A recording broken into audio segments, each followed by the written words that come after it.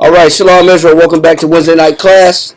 And tonight we want to go into the beginning of a High Holy Day. The title of the class is called High Holy Day, Memorial of Blowing of the Trumpets. Right, and a lot of us in the classroom are new. We may have heard of this. We may have not. This may be new to some of us. It may not be new. But regardless, we're going to kind of go through and explaining what is the memorial blowing of trumpets, what is it for, what does it signify, how does the Most High look at it. But first and foremost, we want to give a shout out to our brothers and sisters out there. Shout out to everybody online. Shout out to our brothers that we worship with in Christ, Stream of Wisdom, out in Rochester, New York, Norfolk, Virginia, Houston, Texas.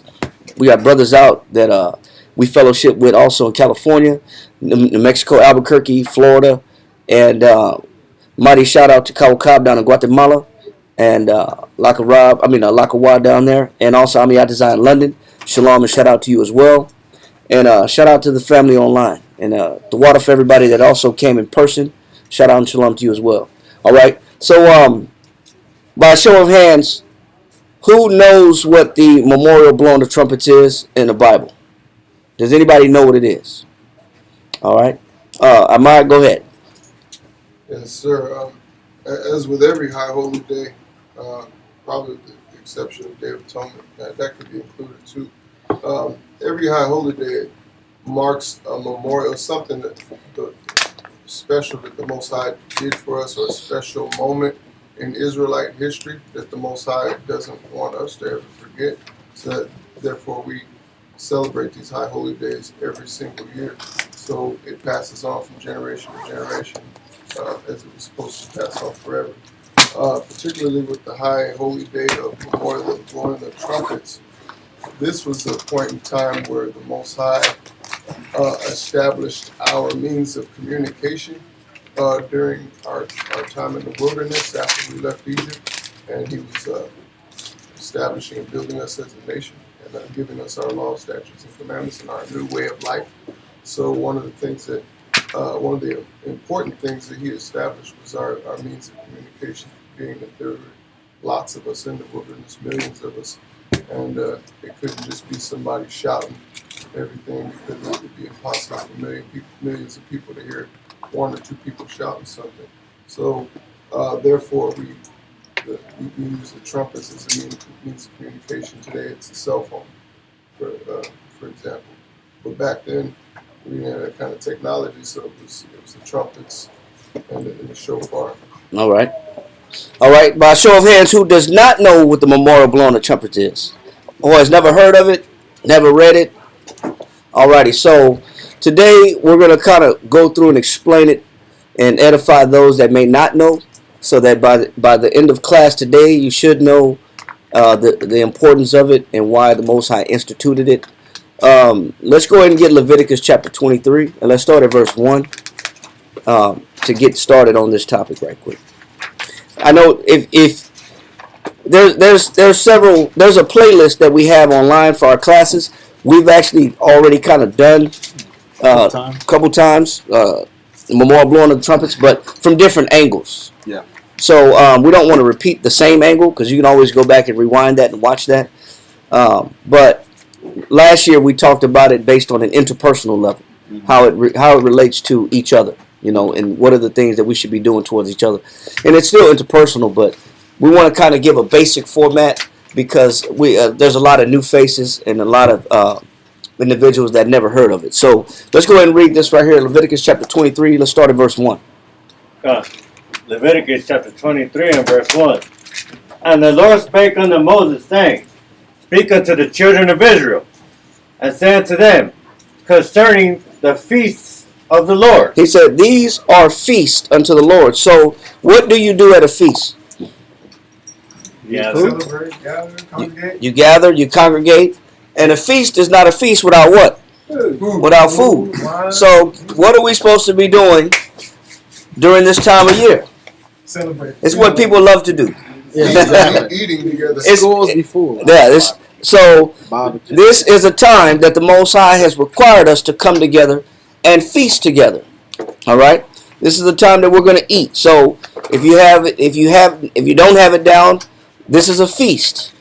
So this is a, and tomorrow, and we're going to get into the date of it, because we know that the biblical dates and times don't really match our dates and times. We're going to explain that in a few minutes as well. But we're going to sit down and eat together, right? Read on. I just wanted to bring out why the Most High having ordained a day or multiple days where men and the families have to get together was so important. You got to look at even back in the day where people had their own lands, their own plots. We're going to get to that point. Oh, you are? Yeah, we're going to get to that point. I ain't going to spoil the beans. Yeah, no, we're going to get to that. All right. Yeah. But we're just going to walk it down. Walk it down, so you're going to take it slow. We're going to teach it slow and walk it down. But we're going to get to that point. But you can bring it back up when we get there. All right? So, it is a feast, right? Okay. Read on. Verse 2.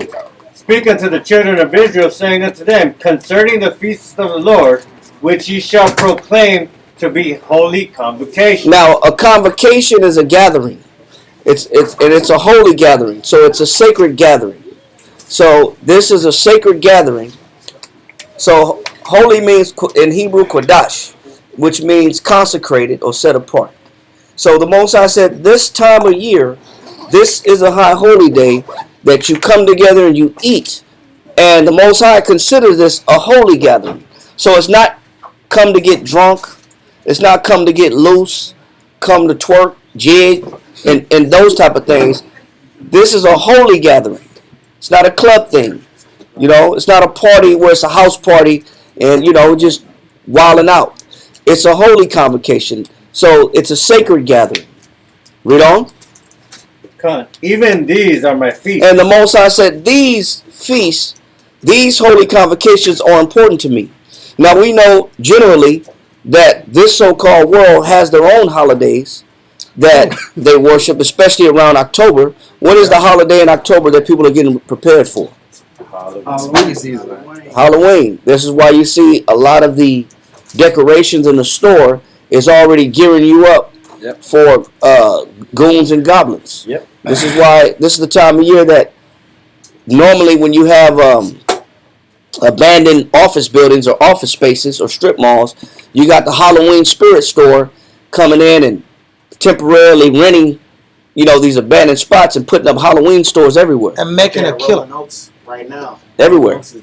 Everywhere. You see it everywhere. And you already see skeletons and skulls and black cats and witches and goons and goblins all in people's yard already. Pumpkins everywhere in the grocery store. Pumpkins in the grocery store. We have a question real quick. I have a quick question, sir. I just had a guy ask if I was an Israelite and then proceed to ask why the King James Bible, when it said that King James took sections of Jehovah and rewrote the Bible. Sis, online, the problem is people that question the validity of the King James Bible in particular. They really have never read the King James Bible, and they also don't they don't know the type of discipline and the amount of detail that King James had allotted for the scholars that he chose, the best of the best, to translate the Bible into English. So a lot of times our people that have questions about King James Bible, why do you read from the King James? They say it's the white man's book. This is like old rhetoric that is always constantly said by people that actually don't know history and don't know the Bible. And they don't know King James's sincerity when it came to scriptures.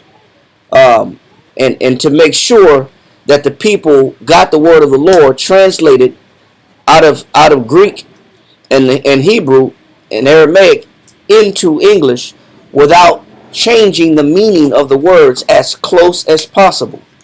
As close as possible. Now we know in the prologue of Ecclesiasticus, it tells us that let's go there real quick. Let's go to the prologue of Ecclesiasticus and the Apocrypha. And just like any language, all words don't translate into every language. There's a lot of words that are in Spanish that do not translate into English, that are in French that do not translate into English, that are in German that don't translate into English. There's a lot of Russian words that don't translate into English. But specifically when it comes to Hebrew, let's get that, Mawala. Come. The wisdom of Jesus, the son of Sirach, or Ecclesiasticus, the prologue. Let's get straight to the point. Come.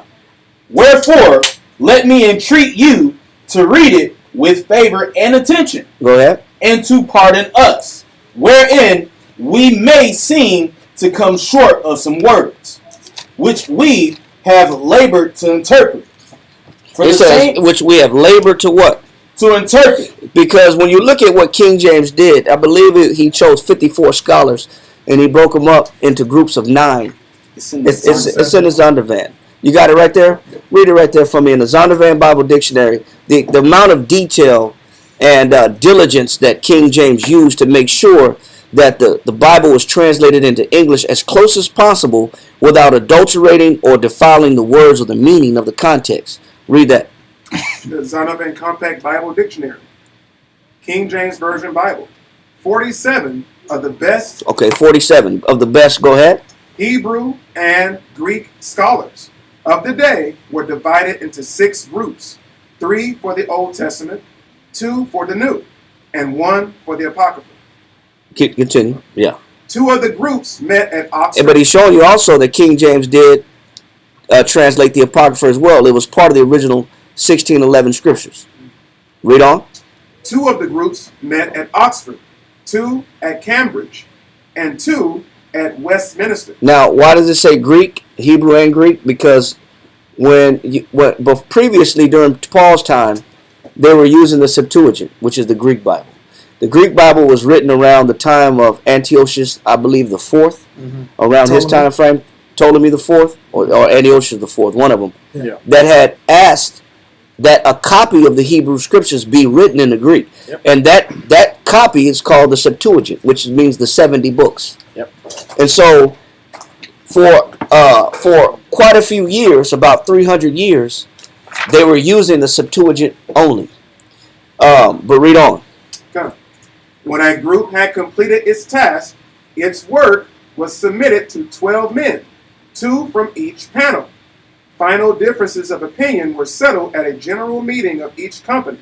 In cases of special difficulty, learned men outside the board of revisers were consulted.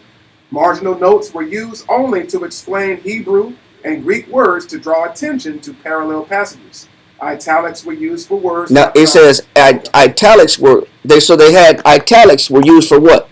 Italics were used for words not found in the original, but necessary to complete the sentence. So did they completely take out words that didn't translate, or they just put those words in italics on the side? They put them in italics, meaning they didn't want to lose anything. Even if they had difficulty translating the words, they still put the word in italics so you know what the original is supposed to look like, so that nothing was changed, even if they couldn't translate or had difficulty translating. Read on. That was it. Now, Mawala, finish what you got. Come. For the same things uttered in Hebrew, Go ahead. and translated into another tongue. And now we know King James had the Bible translated, not transliterated, which means change the meaning, but just change the language from one language to another. Read on. Have not the same force in them. Go ahead. And not only these things, but the law itself, and the prophets, and the rest of the books, have no small difference when they are spoken in their own language. So they're more forceful, and they have more impact, and they're more direct when they're spoken in their what? Own language. So, read on. For in the 8th and 30th That's year. it. So, he's showing you how you lose impact and meaning of words when you translate the words out of their original. Like, you could tell somebody, I love you, but it's not known as a language of love, like the Latin language is known as a language of love. You know, Spanish is like te quiero mucho. Like it's a lot of emphasis and passion put behind versus I love you. Sounds stale, man. The English sounds stale. They don't have the same feeling when somebody look you in the eyes and say "te quiero mucho." You know what I'm saying? It's like, damn, man. Like, damn, they must mean that. But he's showing you how. But people that don't understand this, they argue about the Bible written or changed. It's not the same meaning. They say Shakespeare wrote the Bible. They also go to, there's a book called 101 Contradictions of the Bible, written so that people that read the Quran can refute the Bible. There's another concept that King James was gay. He was a homo. But the rumor, I'll tell you where the rumor started. The rumor started by a guy named McCarty, who was a known enemy of King James. And he started spreading that rumor 25 years after King James had already died. So how can a dead man who had 9 children, had the Bible come out with the word "don't do this"? Yeah, that was clear about the law. King James spoke multiple languages, and he was clear to make sure that he followed the law in detail. How could he come back and respond? He's already dead after 25 years. Plus, he had 9 children. That don't sound like a homosexual man.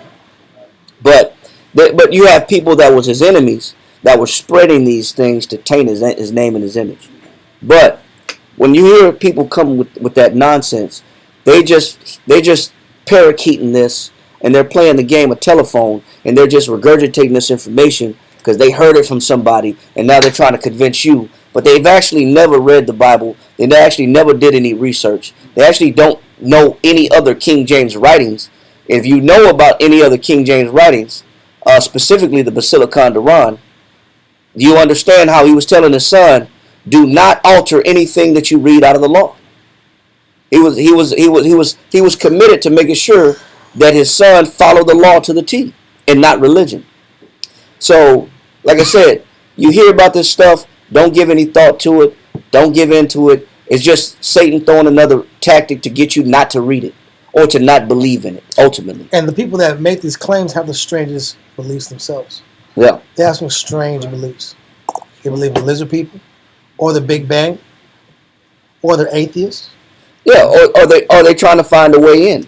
Yeah. If what they'll do is attack what you believe to get you kind of doubting, so they can steer you in their particular direction. The question is, what is this guy's aim? Yeah. And what I would do is I would say, hey, talk to my pastors. Here's the number to my pastors. I want you to bring this up with them. No, we ain't got to. We're gonna start arguing. No, we ain't got to do all that. Because if they really believe what they believe, then here's the number to the teachers.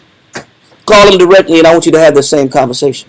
Because people don't want to. They say these things to get you to change your direction, so they can fill you with their nonsense. Is what it is.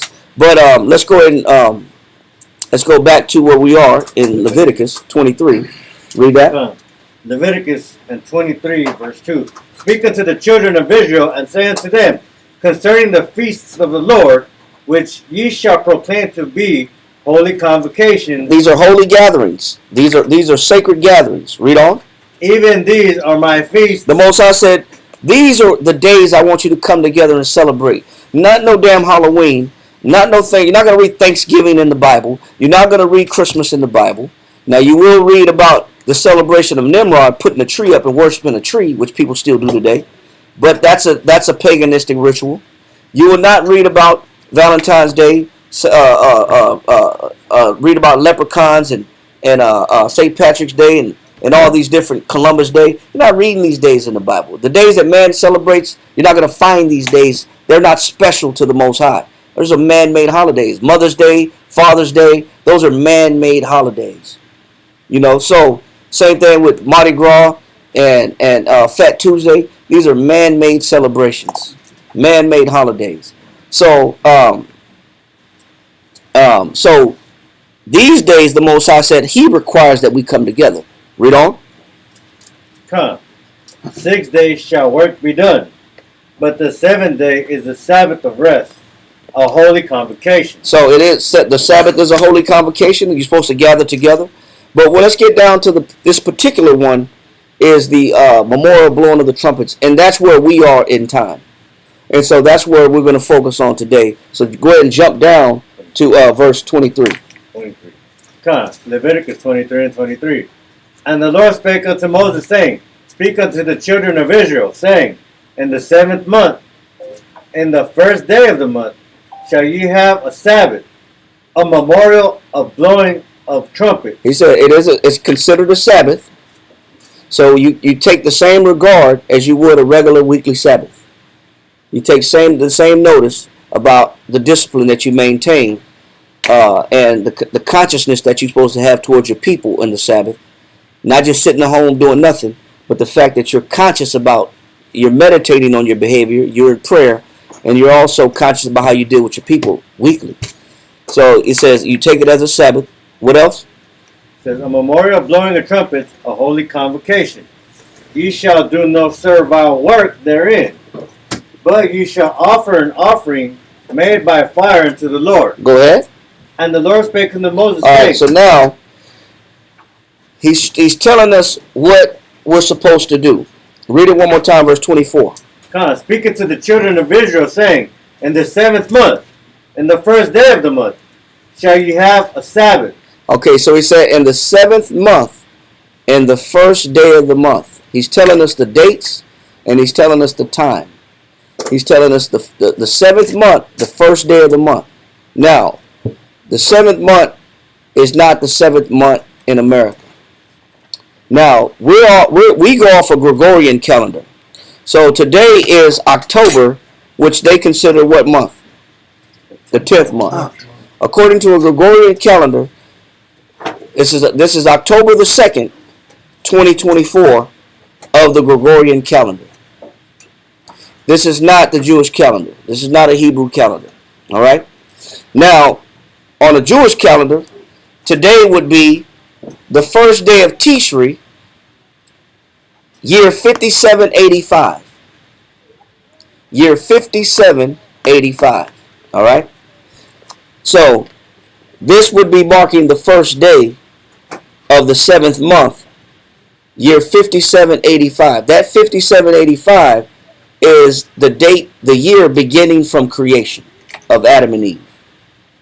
Now, how do we know that they kept time back then? Somebody give me Genesis real quick, chapter 11.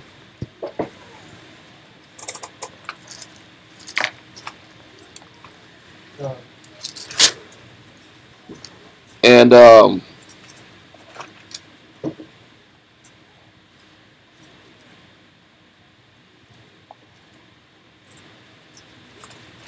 sorry. Give me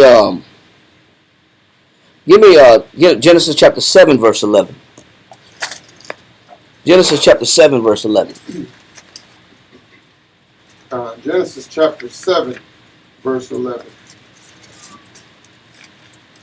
In the 600th year of Noah's life. So he's telling you, how old was Noah? 600. He was 600 years. So if you follow the patriarchal line of Noah, you can trace Noah all the way back to who? Adam. To Adam. You can trace Noah back to Adam if you calculate the years. So it wasn't hard. Just during the process of elimination, you could backtrack and count back from Noah's time all the way to Adam's time. So when we're talking about the year 5785, we're talking about the time that goes back to Adam, and then tracking his descendants, because it gives you the year that they were born to him as a man, so on and so forth, down from Adam down to Noah. So Noah at this time is about what? 600 years old. Go ahead. Verse 11. In the 600th year of Noah's life, in the 2nd month. So he's telling you, 600 years old, in the 2nd month. Go ahead. In the 17th day of the month. So were they detailed in keeping records? Pretty detailed. Yeah. They're giving you years, they're giving you months, and they're giving you days. So we kept record of time. So the problem is, today we use a Gregorian system, not a Jewish system. That's why we don't know that it's considered the 1st month of Tishri, year 5785. because we don't use that type of calendar system because times and months and dates have changed, and we know who changed them. All right, so we know we use times and dates. Now let that go, and let's go back to Leviticus 23, and I want you to give me verse 24 again.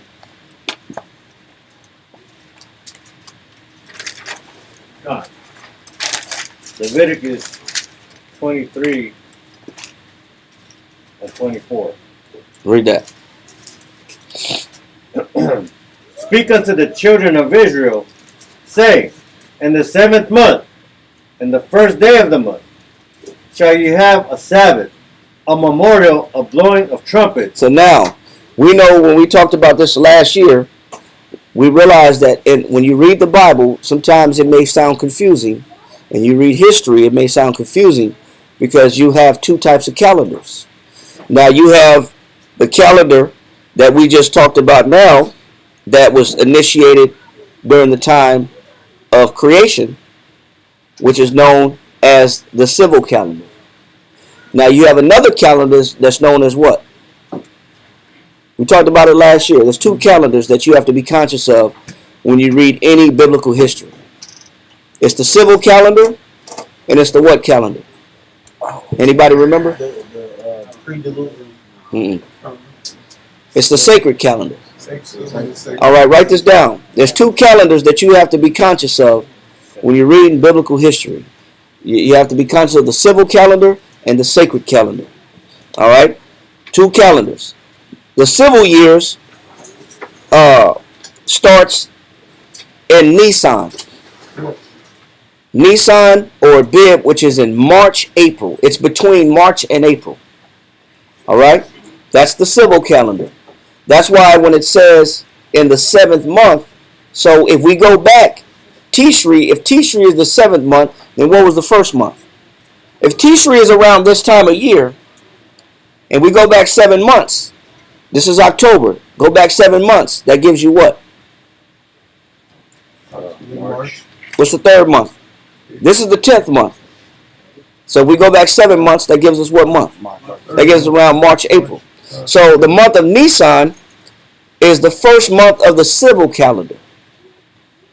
That is the first month of the civil calendar. You want to write that down, because if you don't continually say these things, trust me. Nisan, right? Yeah, Nisan. You will forget them over time, because I forgot them. It's also called bid. Yeah, it's also called a bib, and there's a reason why it's called a bib and why it's called Nisan, and we'll get to that too. But the civil calendar, the first month of the civil calendar is Nisan, and that's around March, between March and April. It's not always the same, because the calendar doesn't start with January 1. All right, that's a Gregorian calendar. It starts with January 1 and ends in December 31st. That's a Gregorian calendar system. So the civil year starts at Nisan, or the month of Bib, which is around March, April. All right. The sacred year is given by Moses and is the official calendar year of religious feasts. And this we can go to Exodus chapter 12, verse 1, and let's get a reader on that and explain this also. The sacred calendar is for all Was religious instituted feasts. by Moses. Yes, that's the calendar that was given during the time of Moses, by Moses, coming out of Egypt. Let's get Exodus chapter 12, and let's read verse 1.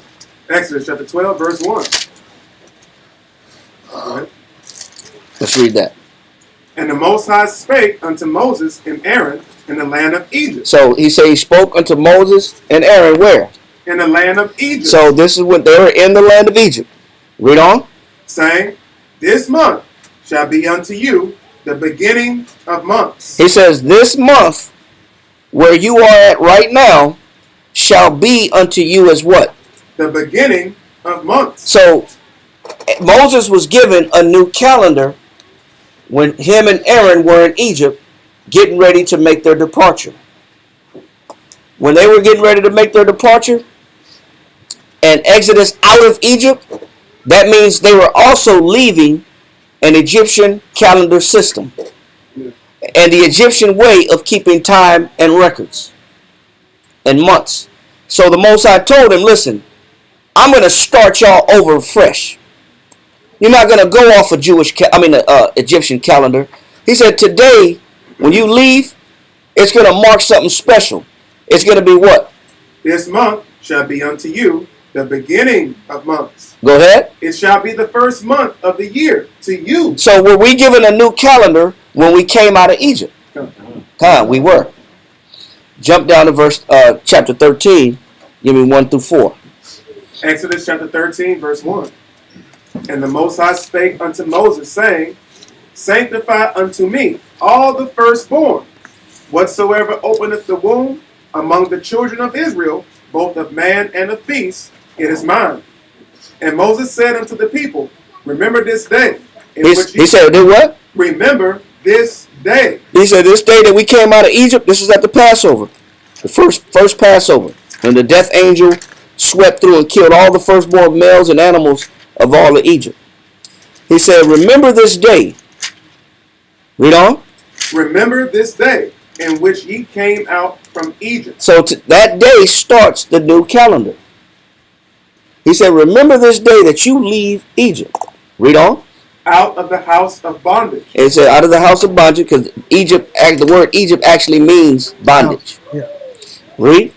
For by strength of hand, the Most High brought you out from this place. There shall no leavened bread be eaten. This day came ye out in the month Abib. And this is why Nisan is also called what? Abib. Abib.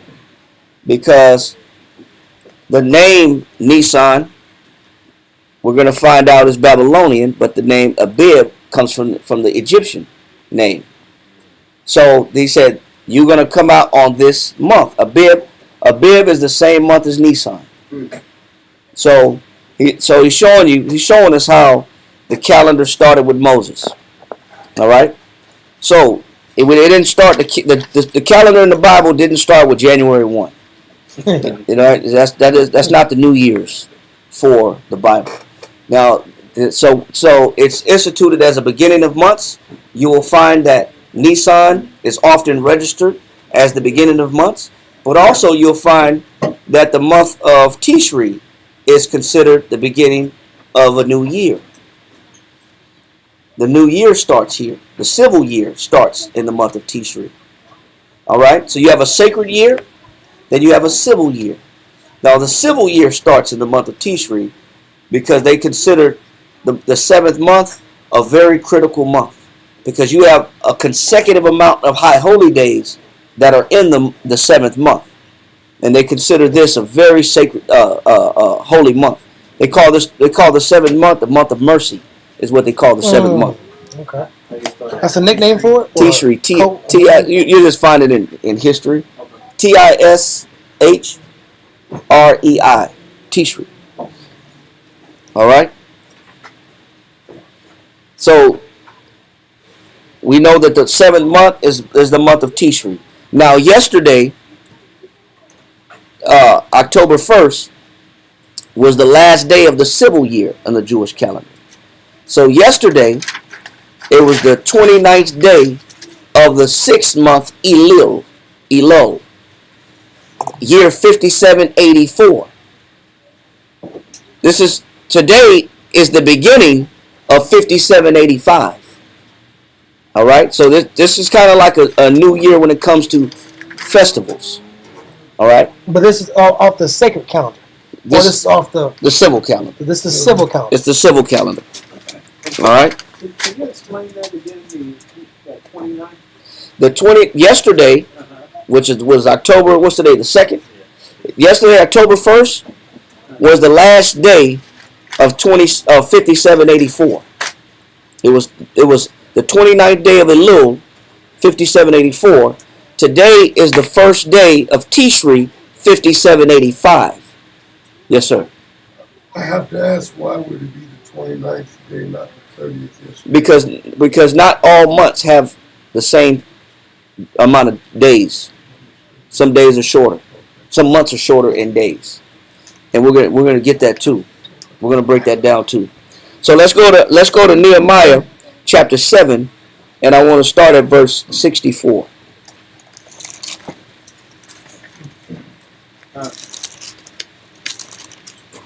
Nehemiah chapter 7 and verse 64 says, these sought their register amongst those that were reckoned by genealogy, but it was not found.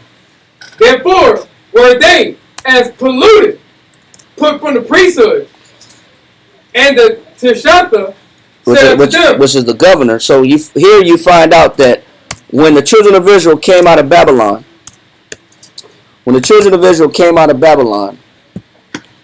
you had some of the Israelites trying to get back into their homelands or their ancestral lands. And their ancestral lands, if they couldn't prove who they were, if they couldn't prove their genealogy that they owned land back in Jerusalem, he says or if they couldn't prove that they were of the priest line, then they were cast out of the priest line. They couldn't inherit the occupation of a priest forever because they couldn't prove their registry. They couldn't prove their genealogy. They had some lost records. So we were very meticulous about detail-oriented numbers and weights when it comes to genealogies, families, household situations, I guess forefathers. Done. There were many occupations, lands, what land belonged to who, what job that this family did. We kept a lot of records. And we go into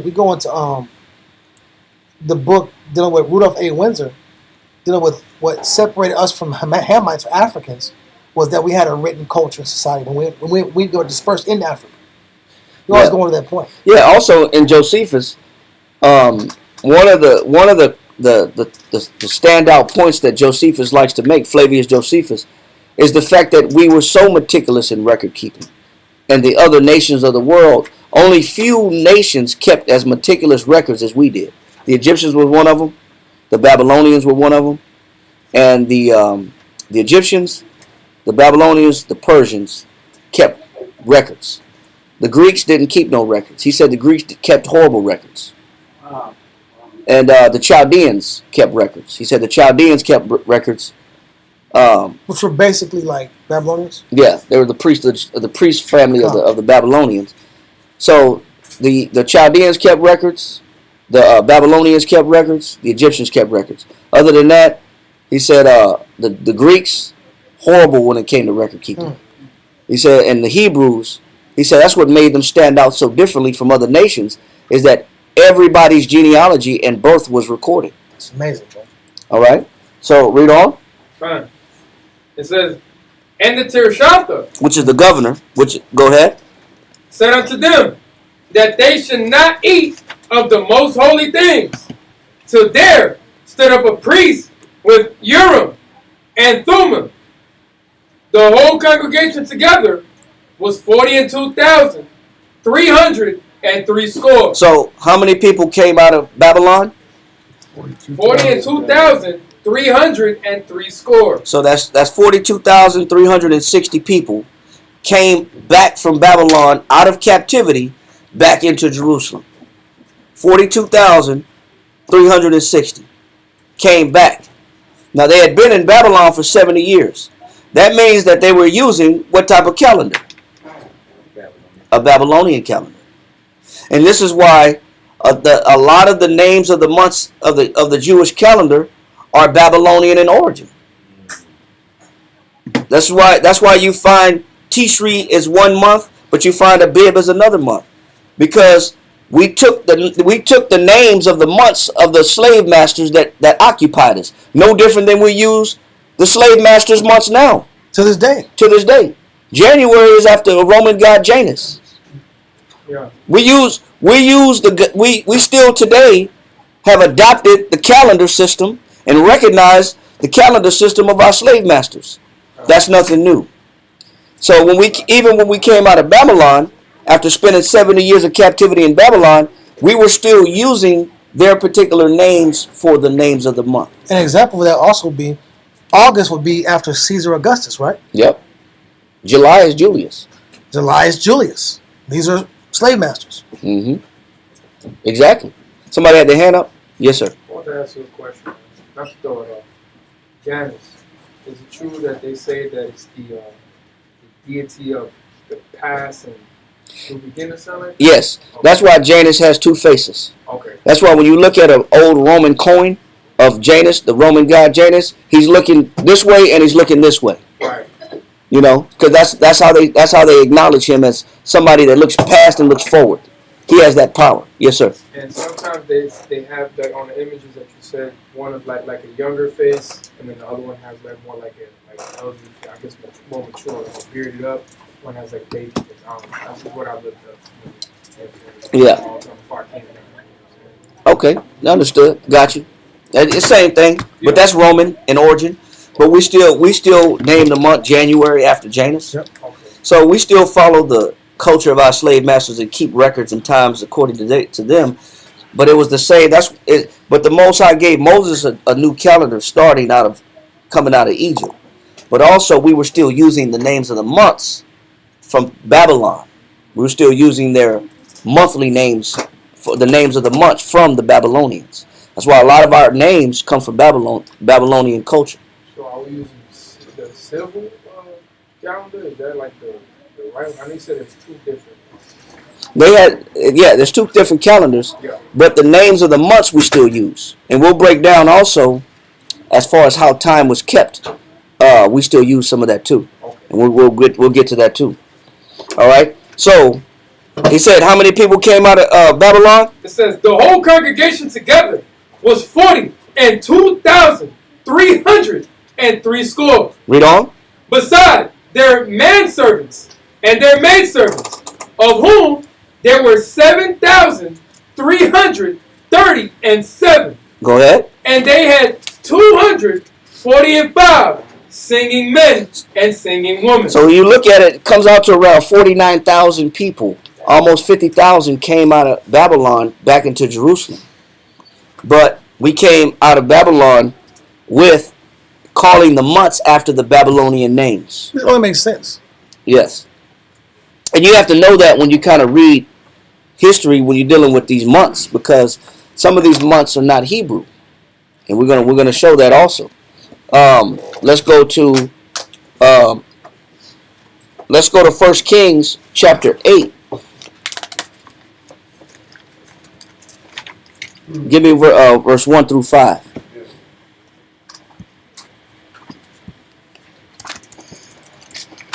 First Kings chapter 8 and verse 1.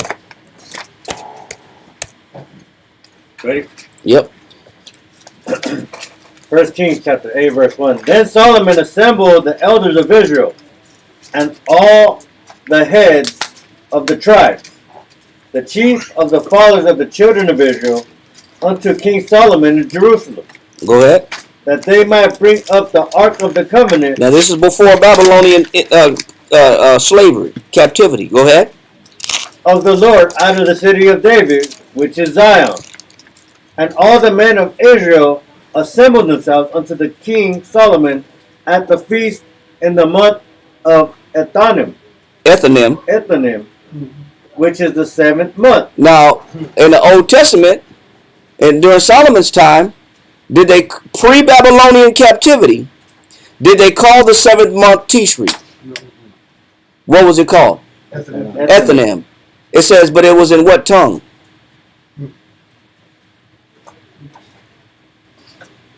Says which is similar.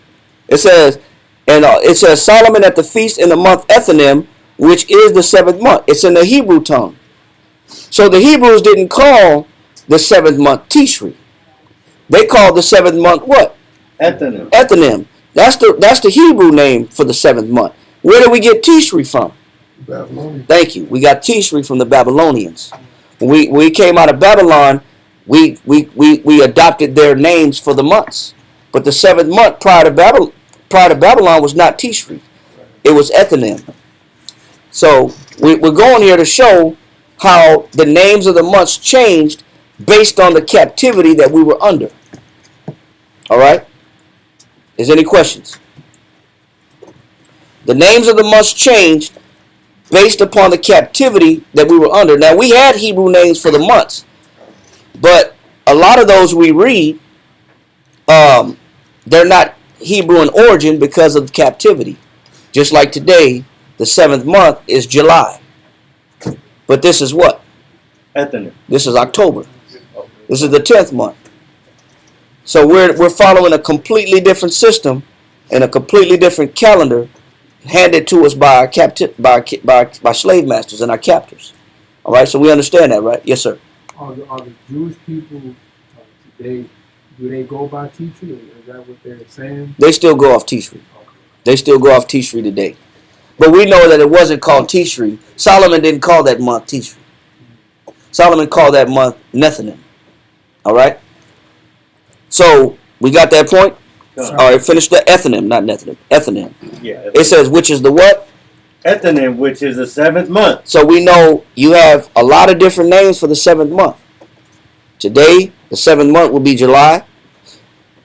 Back when we came out of Babylon, it was called Tishri. Before Babylon, it was called Ethanim. But when we came out of Egypt, it was called Abib. All still this. Well, Abib. I'm sorry, Abib and Nisan was the first month, but the 7th month would be Ethanim. All right.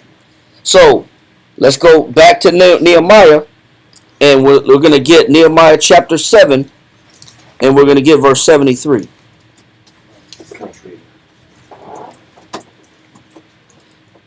Any questions so far? Just comment. I got a comment. Yes, sir. Just how you were saying how, so I think Philippe said, Josephus said how we meticulously kept records. Yes. We got to take the same approach in finding out and discovering through the scriptures all these different names and captivities and why they're named this because of the captivity. That would be a great lesson. That would be a great study, is to find out how you do that on your own. You know, to go out and go on your own time and find out how and when did these names change and why. Yeah, that's a great personal study to do. Because then when you go back and read the scriptures, you'll have a lot more understanding on what they're talking about when you come across names that you may not recognize or understand. All right, let's get that Nehemiah chapter 7. Do that on that. That's a great homework lesson to do, is to go and find out why did the calendar change and the names changed and when. I'm just repeating that. It's great homework. Go ahead, Mawala. Nehemiah chapter 7, verse 73 reads, So the priests and the Levites and the porters and the singers and some of the people and the Nethinims and all Israel dwelt in their cities. And when the 7th month came, the children of Israel were in their cities. So even when we came back out of Babylon, and by the time everybody got assembled and made their way out of Babylon and got situated, they got situated in what month? Nethinim. No. And they said the 7th month. Salakia. And when the 7th month came, the children of Israel were in their cities. Right. So when we came out of captivity, we kept the name Tishri from the Babylonians, but that was still the 7th month that we got situated in Jerusalem. But we still kept that name Tishri. All right. So let's go to Nehemiah chapter 8. Jump to verse 13. I'm sorry. Give me 1 through 5. Come on, I'll read. Nehemiah chapter 8 and verse 1 reads, And all the people gathered themselves together as one man into the street that was before the water gate. And they spake unto Ezra, the scribe, to bring the book of the law of Moses, which the Lord had commanded to Israel. And Ezra the priest brought the law before the congregation, both of men and women, and all that could hear with understanding. Upon the first day of the 7th month. You said upon the first day of the what? 7th month. So the first day of the 7th month is when the people requested that Nehemiah and Ezra bring the law out and read it to us. He said on the first day of the 7th month. We know it's Tishri. It's the first day of Tishri. Read on. Verse 3. And he read therein before the street that was before the water gate from the morning until midday, before the men and the women and those that could understand, and the ears of all the people were attentive unto the book of the law. And Ezra the scribe stood upon a pulpit of wood, which they had made for the purpose, and beside him stood Methathiah, Shema, and Ananiah, and Uriah, and Milkiah, and Messiah on his right hand, and on his left hand, Pedaiah, Mishael, and Malchiah, and Hashem, and Bashbadah, Zechariah, and Meshullam. And Ezra opened the book in the sight of all the people, for he was above all the people. And when he opened it, all the people stood up. So all the people did what? Stood up. So as he was reading the law, all the people stood up on the first day of the month of Tishri, which is the 7th month. All right, jump down to verse 13. Come, verse 13. And on the second day were gathered together the chief of the fathers of all the people, the priests, the Levites, unto Ezra the scribe, even to understand the words of the law. So they didn't really understand it because it was new to them. They just came out of Babylon. They had been using a Babylonian system. They had been indoctrinated by the Babylonians, and they were making their way back and inheriting their culture and their ancestral lands. So the people really didn't understand. They were reading it, but they didn't really understand completely what they were reading. Read. Verse 14. And they found written in the law, which the Lord had commanded by Moses, that the children of Israel should dwell in booths. And so we find out that they started combing through the law, and they found out, wait a minute, we're in the 7th month. And we just found out in the 7th month, we're supposed to be doing something in the 7th month. He says that they're supposed to be doing what? That the children of Israel should dwell in booths in the feast of the 7th month. So where do we find that at? Now let's go back to Leviticus chapter 23. And we're going to find out what is the feast of booths. Leviticus chapter 23. You got water? Let's get that. Leviticus chapter 23, I believe we're at 25 now. Sorry. Yeah, we're going to revert 23 and 23. Sorry, 23. Leviticus chapter 23, verse 23. Everybody get this. And brothers, please don't wear your water bottles. Man. Don't leave them over the school.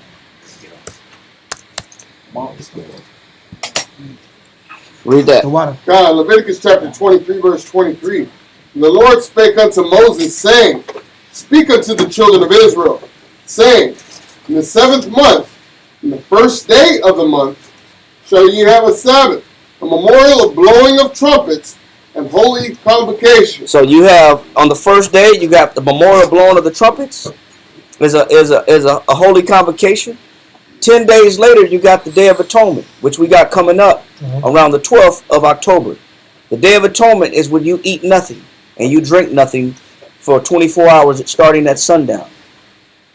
So, matter of fact, let's read that. Read verse 26. Come on, jump it down to 26. The Lord spake unto Moses, saying, verse 27, Also on the 10th day of this 7th month. So you got a lot going on in the 7th month. You got memorial blowing of the trumpets. You have the Day of Atonement, which is on the 10th day. Which is 10 days from today. On the 12th. Read on. On the 10th day of this 7th month, there shall be a Day of Atonement. It shall be a holy convocation unto you. And ye shall afflict your souls, and offer an offering made by fire unto the Lord.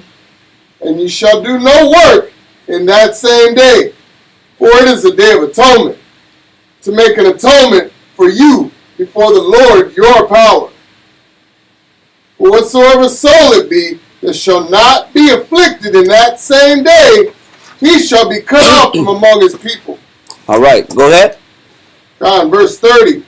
Whatsoever soul it be that doeth any work in that same day, the same soul will I destroy from among his people. Ye shall do no manner of work. It shall be a statute forever throughout your generations in all your dwellings. It shall be unto you a Sabbath of rest, and ye shall afflict your souls. In the 9th day of the month at even. So at the 9th month at even, when the sun goes down, the 9th day of the 7th month, when the sun goes down, go ahead. The 9th day of the month at even From even unto even. So until sundown the 9th day, until sundown the 10th day, you shall do what? Ye shall celebrate your Sabbath. And you afflict your soul. So sundown the 11th to the end of sundown 12th. Yep. That makes sense. And because, That makes sense. like I said, today, and we're going to get to this too. We're going to get to this too. But we want to kind of lay the foundation of why we do what we do, when we do it. And we don't go off of the Gregorian calendar that our slave masters gave us. We try to go back to our ancestors in the calendar that they gave us and the time frame the Most High gave us that we're supposed to be celebrating this. All right? So read verse 33, and this is where Nehemiah was at when they found in the law that they're supposed to be dwelling in booths around this time. So read that in verse 33. God, Leviticus chapter 23, verse 33. And who had that in Nehemiah chapter 8 around verse 14? Somebody else pick up verse 14 in Nehemiah. Nehemiah chapter 8, verse 14. Read that. Yeah, let me read that first. Nehemiah chapter 8, verse 14. And they found written in the law, which the Most High had commanded by Moses, that the children of Israel should dwell in booths in the feast of the 7th month. In the feast of what? In the feast of the 7th month. Okay, so now let that go and read verse 33 of Leviticus 23. God, Leviticus chapter 23, verse 33.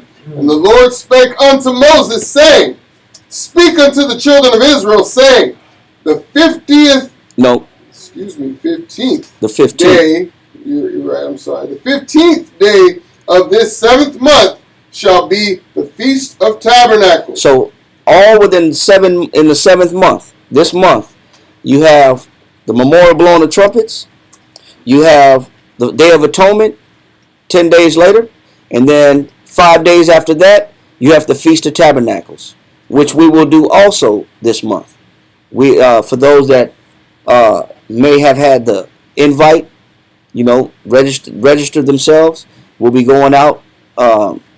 Get your tent. If you don't have a tent, get you one. Borrow one if you can. If you can't afford one, if you can buy one, buy a tent.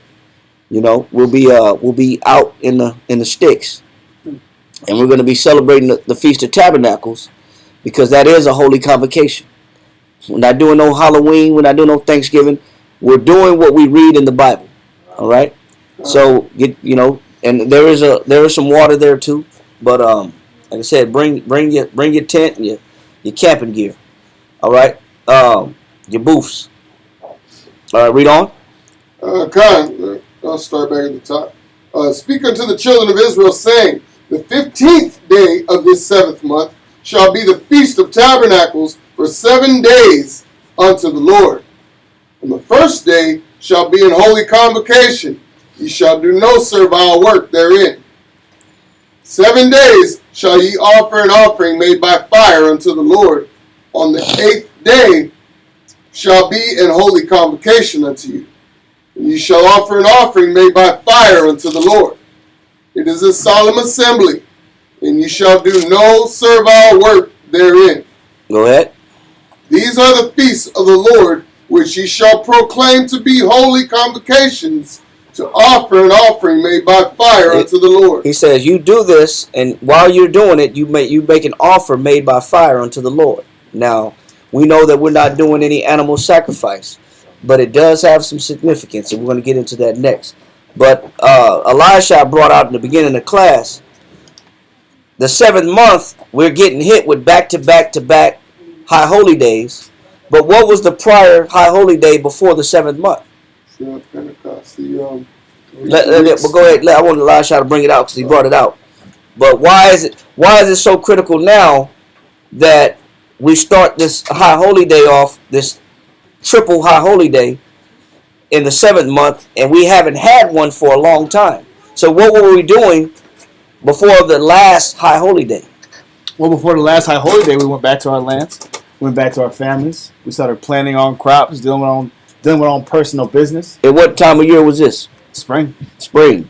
Kind of. And what high holy day was that? Passover. Mm-mm.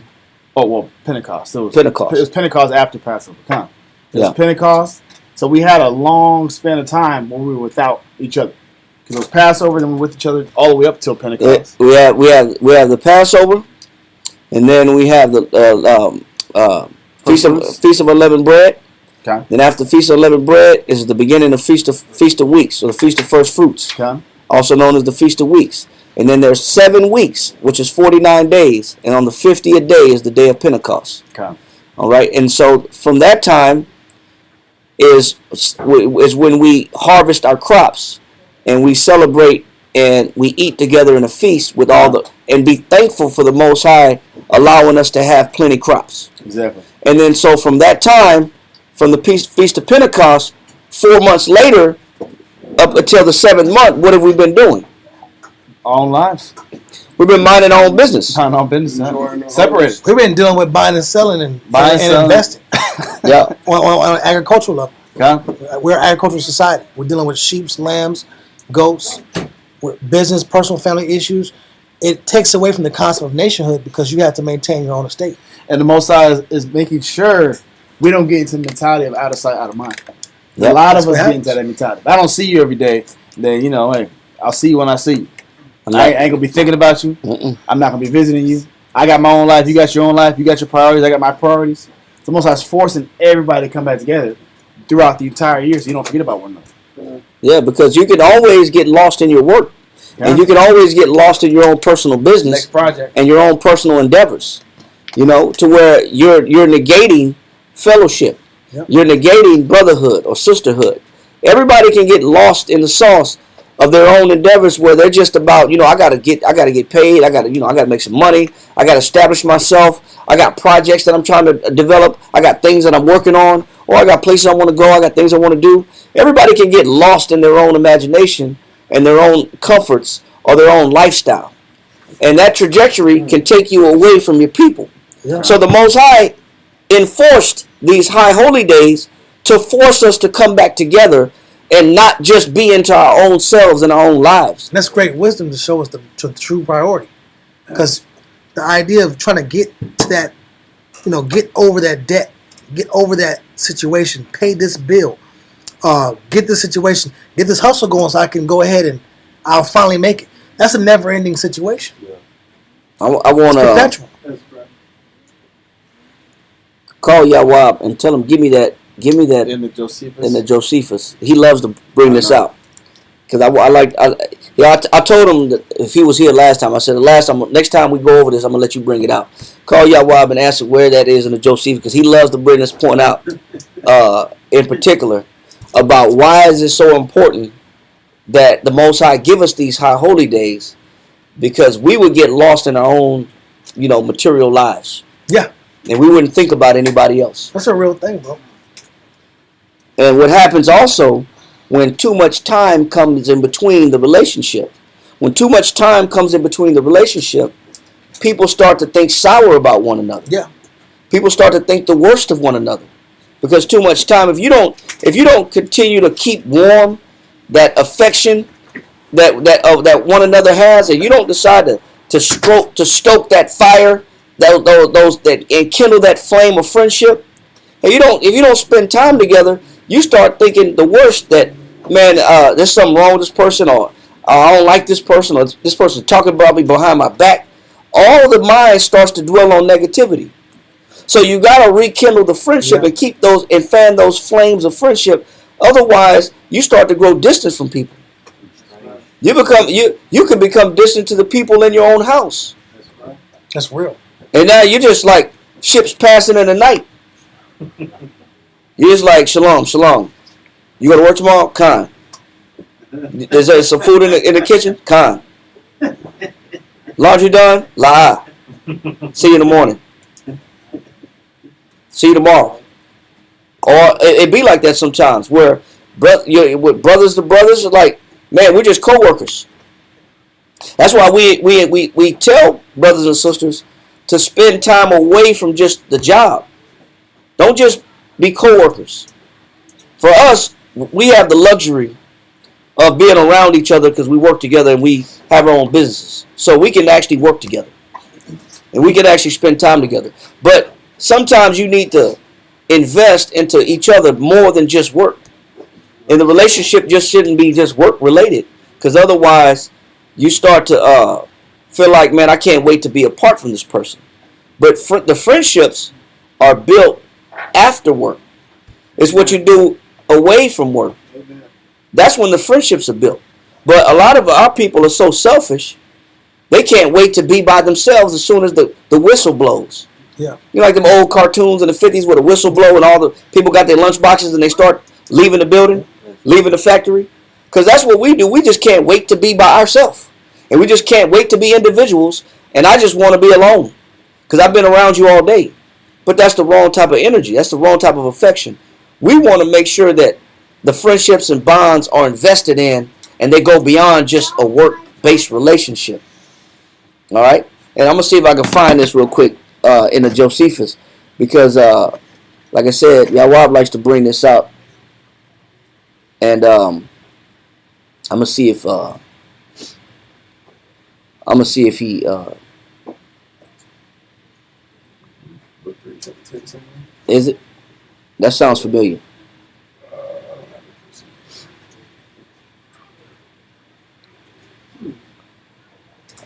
Let me see. Book 8. Let me see. Let me check book 8, chapter 15, page 244. Let me check this real quick.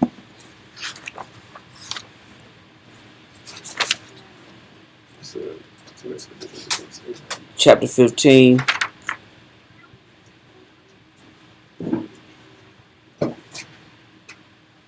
Let me see if this is it.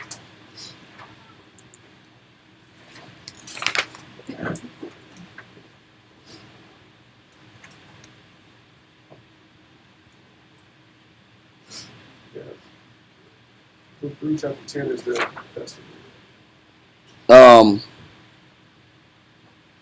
Sometimes y'all if we get it, we get it. Let me see. We can segue to St. John 13, 34, 35. Just to kind of kill the time a little bit. No, I think we got it. Let me see. I think this is it. Matter of fact, I think this is it. I think this is it. Let me go back to it real quick. Salakia for that. I told y'all why I'll go here the next time that we go over High Holy Day, and he just so happened to not be here.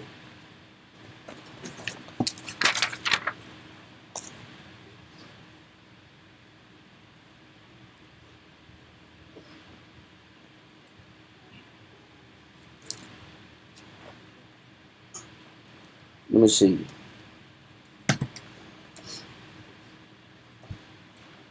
If not, let's go back to let's go to Psalms chapter. You done Leviticus? Yeah, Leviticus 23. Did you read verse 20 to 25? Yes, you did. 37. To 37. Now let's go to Psalms 81. And when we find it, I'm going to go back to it because I do want to read why is it critical that we have these, the Most High institute these high holy days. Let's go to Psalms chapter 81. And we're going to bring this out as well. Let's go to Psalms 81. Start at verse 1. Psalms chapter 81 and verse 1. Sing aloud unto the Most High our strength. Make a joyful noise unto the power of Jacob. So he says, sing aloud. So this is this is what we're supposed to be doing. Read on. Take a psalm and bring hither the timbrel and the pleasant harp with the psaltery. Read on. Blow up the trumpet in the new moon. He said, do what? Blow up the trumpet in the new moon. He says, blow up the trumpet in the what? In the new moon. So when does the feast or the memorial blowing of the trumpet? You find it? Mm-hmm. What was it? I think this is Jude, book 4, chapter 8, paragraph 7. Book 4. All right, we're gonna read this right here because book 4, chapter what? 8. Chapter 8, paragraph what? 7. All right. So let's go ahead and read that right there.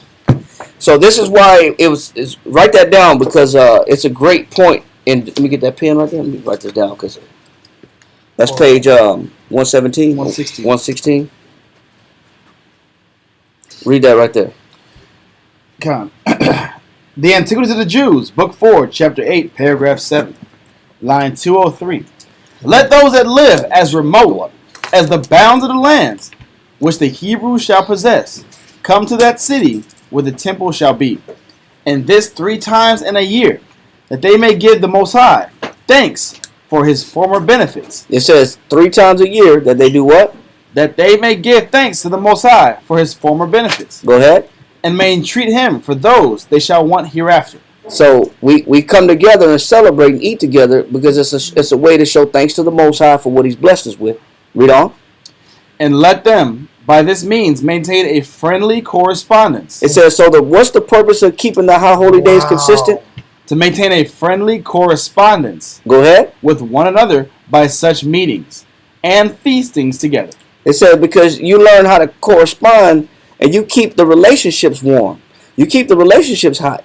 When you allow too much distance and too much time to come in between two people, they start to grow apart.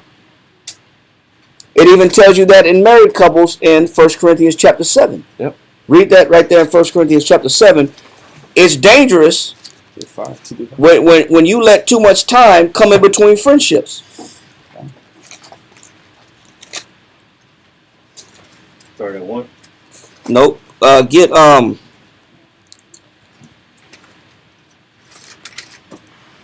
start at verse 5. 1 Corinthians chapter 7 and verse 5. Defraud you not one the other. So it says, defraud not you one another, right? Come. Except it be with consent for a time. It says if a husband and a wife chooses not to be intimate together, he says, let it be an agreed upon time. You got the definition? Mm-hmm. All right. Let it be for an agreed upon time that they're not going to be intimate. Come with a solution to say, hey, well, we're not going to be extreme and we're just not going to be intimate for 5 years. We're going to do a 5-year fast of intimacy. Well, if you do something like that, there won't be no relationship. Because one of the definitions of marriage, it means a consummation. The word consummation means to nourish by continual sexual intercourse. So what is the material that feeds the marriage? The intercourse, the intimacy. Yeah. That feeds a marriage. So if you take that out of a marriage for too long, read it again. Come. Defraud you not one the other, except it be with consent for a time, that you may give yourselves to fasting and prayer. If you're going to not be intimate, let it be for a biblical purpose. Let it be for fasting and prayer. Let that be the reason why you separate and keep yourselves distant. Read on. And come together again. And it says, and come back together again. Read on.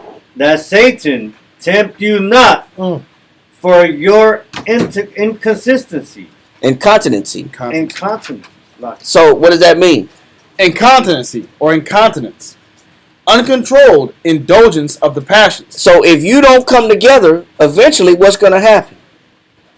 Uncontrolled indulgence of the passions. Or appetites. So Satan is going to start playing on one of the other's passions. Acts of anger. It's or anger, lust, lewdness, lasciviousness. It's all types of thoughts are going to start coming in. One of the two is going to start getting these thoughts, and Satan is going to start pulling on the lust strings of one person in the relationship, and then it's going to become lewd. So he said, don't let Satan come in and start pulling you by your passions, because a marriage is supposed to it's supposed to be nourished by that intimacy.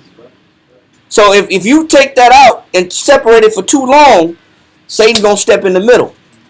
And then you're going to have something else going on in a relationship. Yeah. So we understand that, right? So this is why even in a marriage, you can't separate and be too far apart too long.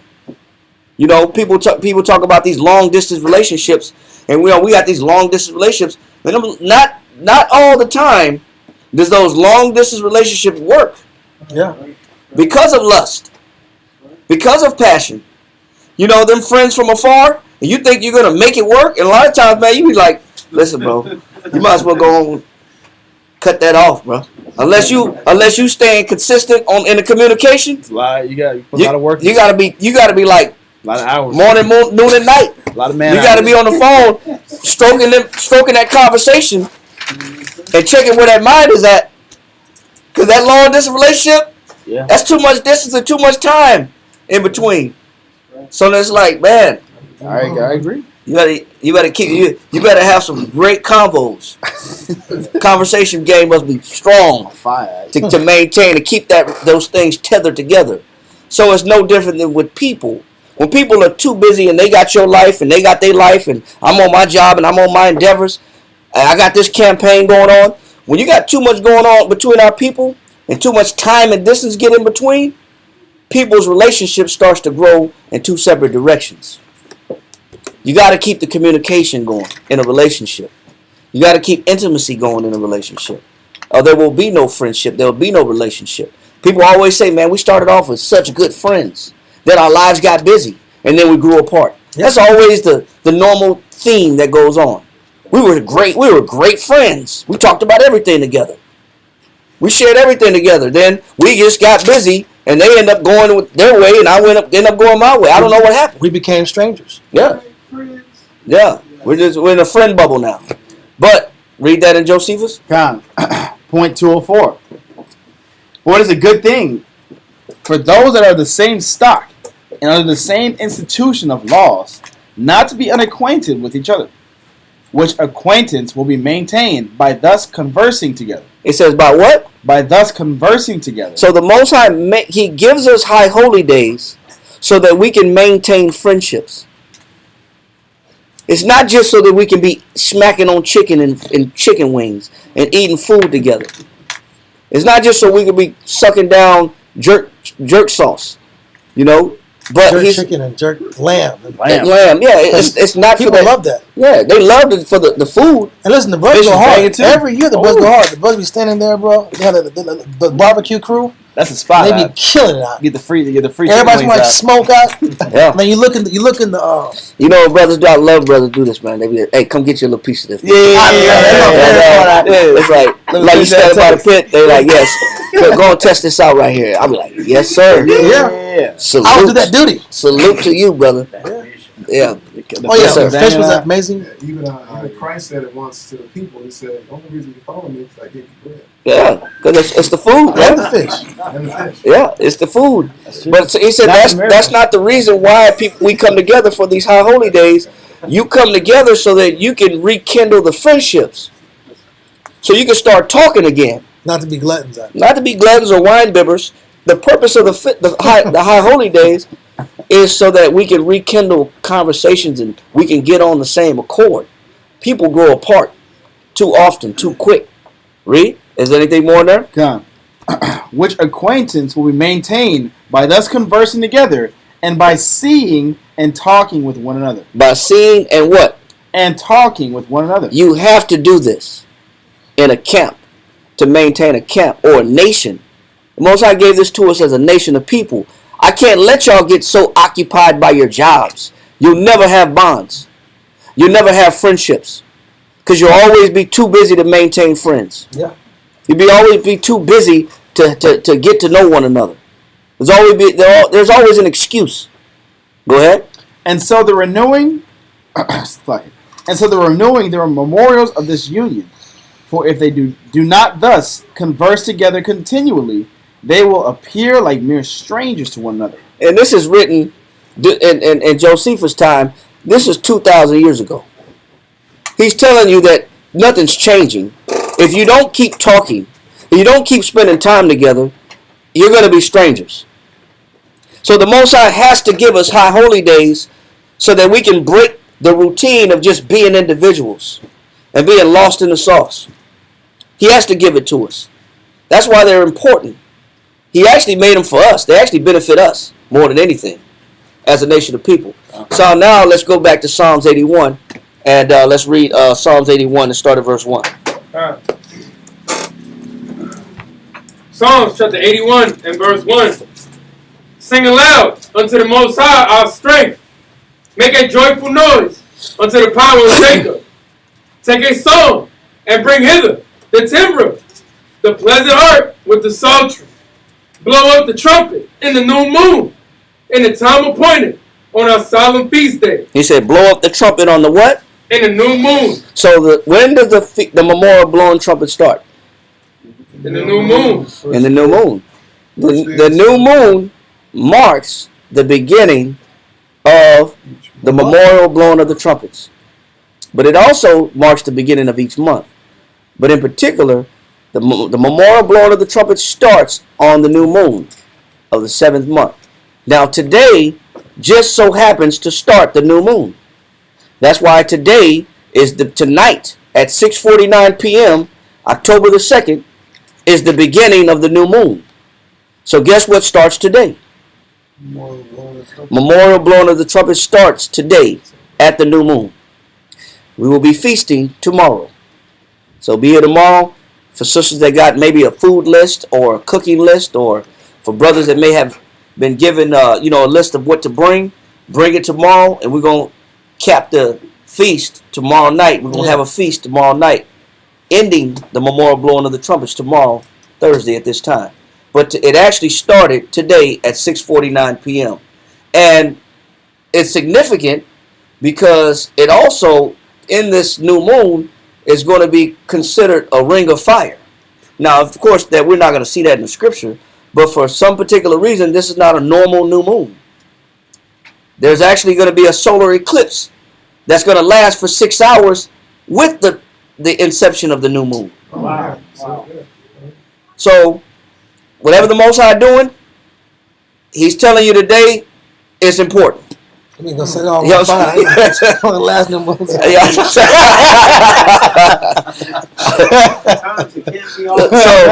So whatever reason is of the specific nature. It's not a regular new moon. It's actually coinciding. That's amazing. With a solar eclipse that's lasting for 6 hours, and you will see a ring of fire around the new moon today. That's not normal. Man. Wow. All right, Wow. and that starts tonight at 6:49 p.m. This is one of the things you can't look at. Remember last time we had this situation? People was like, we went blind. And, Yeah, people had retinal damage. Yeah, it was bad. And permanent retinal damage. Permanent damage. They were selling all these little glasses at the gas station. I still got crazy them too. Just in case, yeah, because they had permanent retinal damage looking at the solar eclipse this year. People walked off trying to participate like it's a great festival, and then I'm getting their eyes burnt for the rest of their life, and getting peripheral damage too. Yes, sir. Retinal detachment, man, that's serious right there, man. I remember I had that a long time ago, not because of the eclipse, but it feels like somebody's covering your eye. It's just completely black. I had that before, like many years ago, and I had surgery for it. It's like somebody literally covering your eye. Like you got a patch on your eye. It's crazy, man. It's a scary thing because for me, the only thing I seen was my peripheral on the bottom corner. No. So it was almost like somebody was covering like a majority of it. I thought it was like sun in my eye or something like that. I'm doing this, I'm lifting my eyelid. I'm like, nah, something wrong with my eye. Retinal detachment, that's real. Yes, sir. You can't damage your eye looking at the moon with the eclipse. Well, it's a solar eclipse still, but I'm pretty sure there's certain rays that you don't want that are invisible, that you don't want sitting on your eye. Go find out, Moselle. Go find out.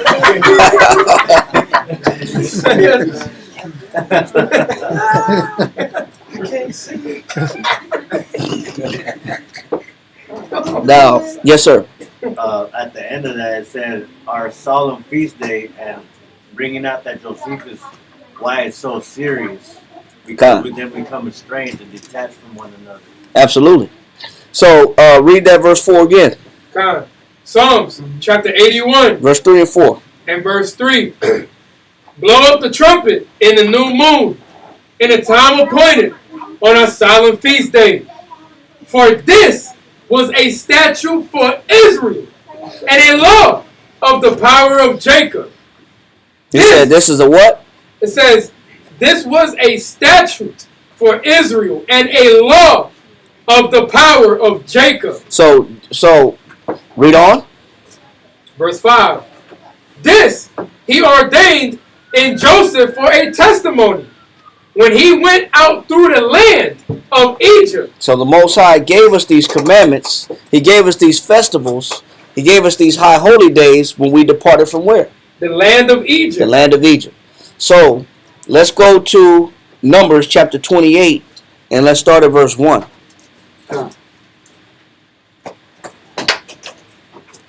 Hold on. Before we go there, yeah, let's go there. Now, we know how the seventh day of the week is special, right? We know that every 7 years is considered the what? Sabbatical year, right? Where you let the land rest. Now, it just so happened that the 7th month is also a sabbatical month. And maybe that's why the Most High has these significant things happening in the sky. I don't know. But it is the 7th month, and we know that when you look at how the Most High operates with the number 7, it means it's something spiritual or something holy associated with that 7th. It is the 7th month, and it is the first day of the 7th month. It's a sabbatical month. Just like you have every 7 years, it's a sabbatical year. Just like you have every 7 days is the Sabbath. It's special. So it's something special about this particular moral blowing of the trumpets starting at the new moon to where we're witnessing something in the sky that's not normal for a regular new moon. All right? So let's go there. Let's go to Numbers chapter 28, verse 1. Numbers chapter 28 and verse 1 reads, And the Lord spake unto Moses, saying, Command the children of Israel, and say unto them, My offering and my bread for my sacrifices made by fire for a sweet Savior unto me. So now the Most High said that during the high holy days, we're supposed to be making a sacrifice made by fire. Now what we're going to do is take a look at these sacrifices and what the Most High requires us to deliver during these high holy days. Now let's continue reading, my Waller. Come, and my bread for my sacrifices made by fire for a sweet Savior unto me. Read on. Shall ye observe to offer unto me in their due season. He says, now these things should be done in their due season. Read. And thou shalt say unto them, This is the offering made by fire, which ye shall offer unto the Lord. Read. 2 lambs of the first year without spot, day by day. He says, so day by day means every day the Most High requires what? 2 lambs of the first year without spot. He said, day by day. So every day, period, continually. The Most High said he wants 2 lambs slaughtered. He says, what else? Day by day for a continual burnt offering. Was this ever supposed to stop? La. This is called the daily sacrifice. There is a sacrifice that you're supposed to be giving the Most High every single day. We just don't do this. But look at the reason we're bringing this up is because during the high holy days, we're supposed to be presenting the Most High with an offering. And a sacrifice supposed to be made during the high holy days. But besides the high holy days, he's showing us that the Most High had already instituted a daily sacrifice. And that daily sacrifice was a lamb in the morning sacrifice, and another lamb in the evening sacrifice. Twice a day, we're supposed to be giving the Most High a daily sacrifice. Just keep that in mind. Yes, sir. So that didn't stop just because of a high holy day and there's something different going on that on No. the high holy day. Exactly. That sacrifice is saying you're supposed to continue to go. That didn't stop because it landed on a high holy day. You're supposed to do that every day regardless. Read on.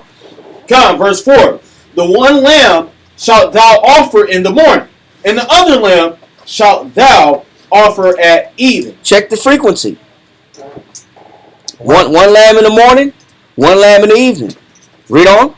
Verse 5. And a 10th part of an ephah of flour for a meat offering, mingled with the fourth part of an hin of beaten oil. So now you're supposed to take the flour, the 10th part of an ephah of flour, mingle it with the fourth part of a hin of beaten oil, and you're supposed to give that as a sacrifice on a daily basis. That's a daily sacrifice.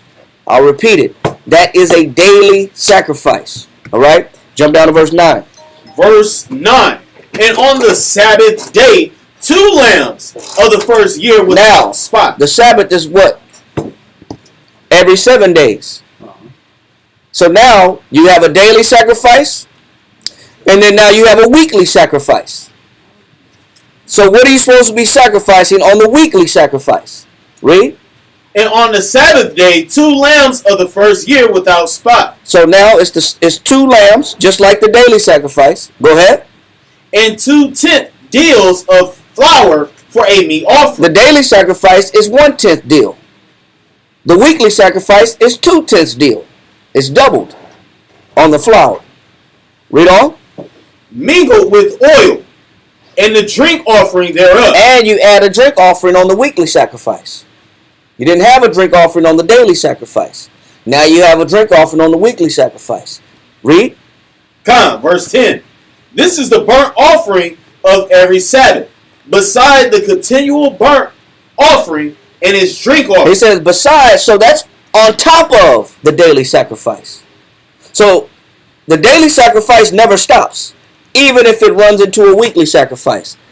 So there's a daily sacrifice, and if you're on the Sabbath, you give the Most High a Sabbath sacrifice, still with the daily sacrifice. You understand that? Any questions with that? Any questions? All right, read verse 11. Verse 11. And in the beginnings of your months, ye shall offer a burnt offering. Stop. In the beginning of the months, that's the new moon. What should you be doing? The new moon marks the new month. What does the Most High require? Ye shall offer a burnt offering unto the Lord. Keep reading. 2 young bullocks and 1 ram, 7 lambs of the first year without spot, and 3 tenth deals of flour for a meat offering mingled with oil, for 1 bullock, and 2 tenth deals of flour for a meat offering mingled with oil for 1 ram, and a several tenth deal of flour mingled with oil for a meat offering unto 1 lamb, for a burnt offering of a sweet savor, a sacrifice made by fire unto the Lord. So the Most High requires a daily sacrifice. The Most High requires a weekly sacrifice, still with the daily sacrifice. And the Most High also requires a monthly sacrifice. Read on. Verse 14. And their drink offerings shall be half an hin of wine unto a bullock, and the 3rd part of a hin unto a ram, and a 4th part of a hin unto a lamb. This is the burnt offering of every month throughout the months of the year. So the Most High requires this every single what? Year. Month. Throughout the year. So do we understand that the Most High requires an offering daily, weekly, and monthly? We understand that, right? Yeah. How often does the Most High want you sacrificing them? Every day. Every day. All day. And it doesn't matter what day it falls on. If it falls on a Sabbath, then you got to give a Sabbath sacrifice plus the daily sacrifice. And if it's a new moon, then you give the new moon sacrifice plus the Sabbath sacrifice and the daily sacrifice. Then you triple up. You triple up on it. Now go to Numbers chapter 29, verse 1. Come. Numbers chapter 29 and verse 1 reads, And in the 7th month, on the 1st day of the month, ye shall have an holy convocation. Ye shall do no servile work. And what is that? What is that holiday that falls on the 1st day of the 7th month? It's the memorial of blowing of the trumpets. That is today. Today, because it's the new moon today, started at 6:49 here in the central time zone in the western hemisphere. He's showing us that you also have a memorial blowing of the trumpets, and there's a sacrifice for that day too. Read on. Come. Ye shall do no servile work. It is a day of blowing the trumpets unto you.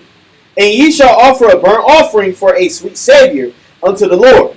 1 young bullock, 1 ram, and 7 lambs of the first year without blemish. And their meat offering shall be of flour mingled with oil.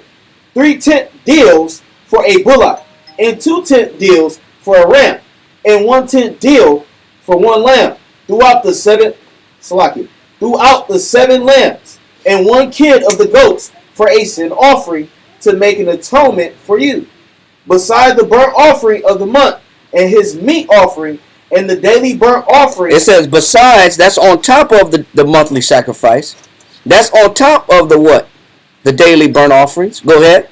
And his meat offering, and their drink offerings, according unto their manner, for a sweet Savior, a sacrifice made by fire unto the Lord. What are y'all noticing right here?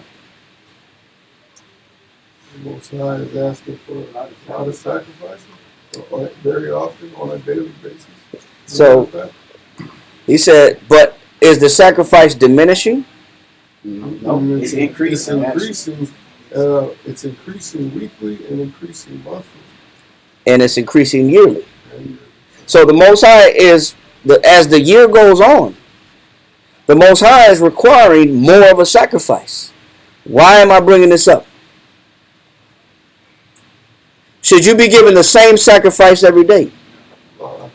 What's the point of this? You increase your efforts. Grow in your sacrifice. You need to grow in your sacrifices. The same effort you do every day is not good enough for the Most High. That means you can't be the same person every day. That means you can't be the same person every week. That means you can't be the same person every month. You're supposed to be giving the Most High more. We think that we come in here just because I sit down in class and I gave the Most High my mind for a couple of hours that I did my job. The Most High don't like that. If you understand what you're reading, the Most High requires more as time goes on. As time goes on in the week, there's more. As time goes on in the month, there's more. Have you adopted this mentality that I got to give the Most High more on a regular basis? Or are you in coast mode? Are you in a mode where I'm just going to give the Most High what I usually give him, and I am expecting him to be okay with that? No, that's not how the Most High operates. The Most High said, I want to sacrifice besides the daily sacrifice, besides the weekly sacrifice, besides the monthly sacrifice. That means I want that too, and I want more. Got in that cruise control. I punched the clock. I'm out. Did my job. Can I go home and crack a beer? No, I did my thing. I did my job. Mm-hmm. You know, we really think that's okay. Just because we're not killing animals, that doesn't mean that we don't understand and comprehend the frequency of what the Most High is demanding. Come. What he's demanding is an increase in sacrifices. It's not the same old rigmarole, the same old two-step, the same old song and dance. I'm just going to give the Most High a couple of minutes a day. Man, that's not good enough. If you understand what the Most High is asking based on what we're reading, you know the Most High wants more. The Most High wants more out of us as individuals. More sacrifice. Hold that. What verse you in right now? Verse 12. Yeah, now I want you to, you're in 29 verse 12, right? God. 11, right? You stopped at 11. God. Hold this and go to Ecclesiastes in the Apocrypha. And I want you to get Ecclesiastes chapter 43.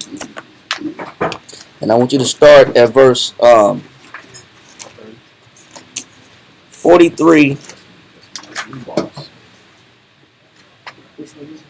Start at verse 1. Ecclesiastes chapter 43, verse 1.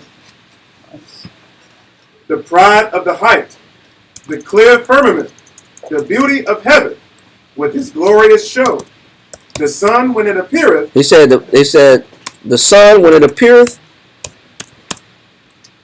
He said it's the glory of the Most High. It's the pride of the Most High, the sun. Right? Read. The sun when it appeareth, declaring at its rising a marvelous instrument. It said it declares when it comes up, when the Most High puts the sun on rotation. He said it is considered a what? A marvelous instrument. That's why people travel the world to watch the sunrise.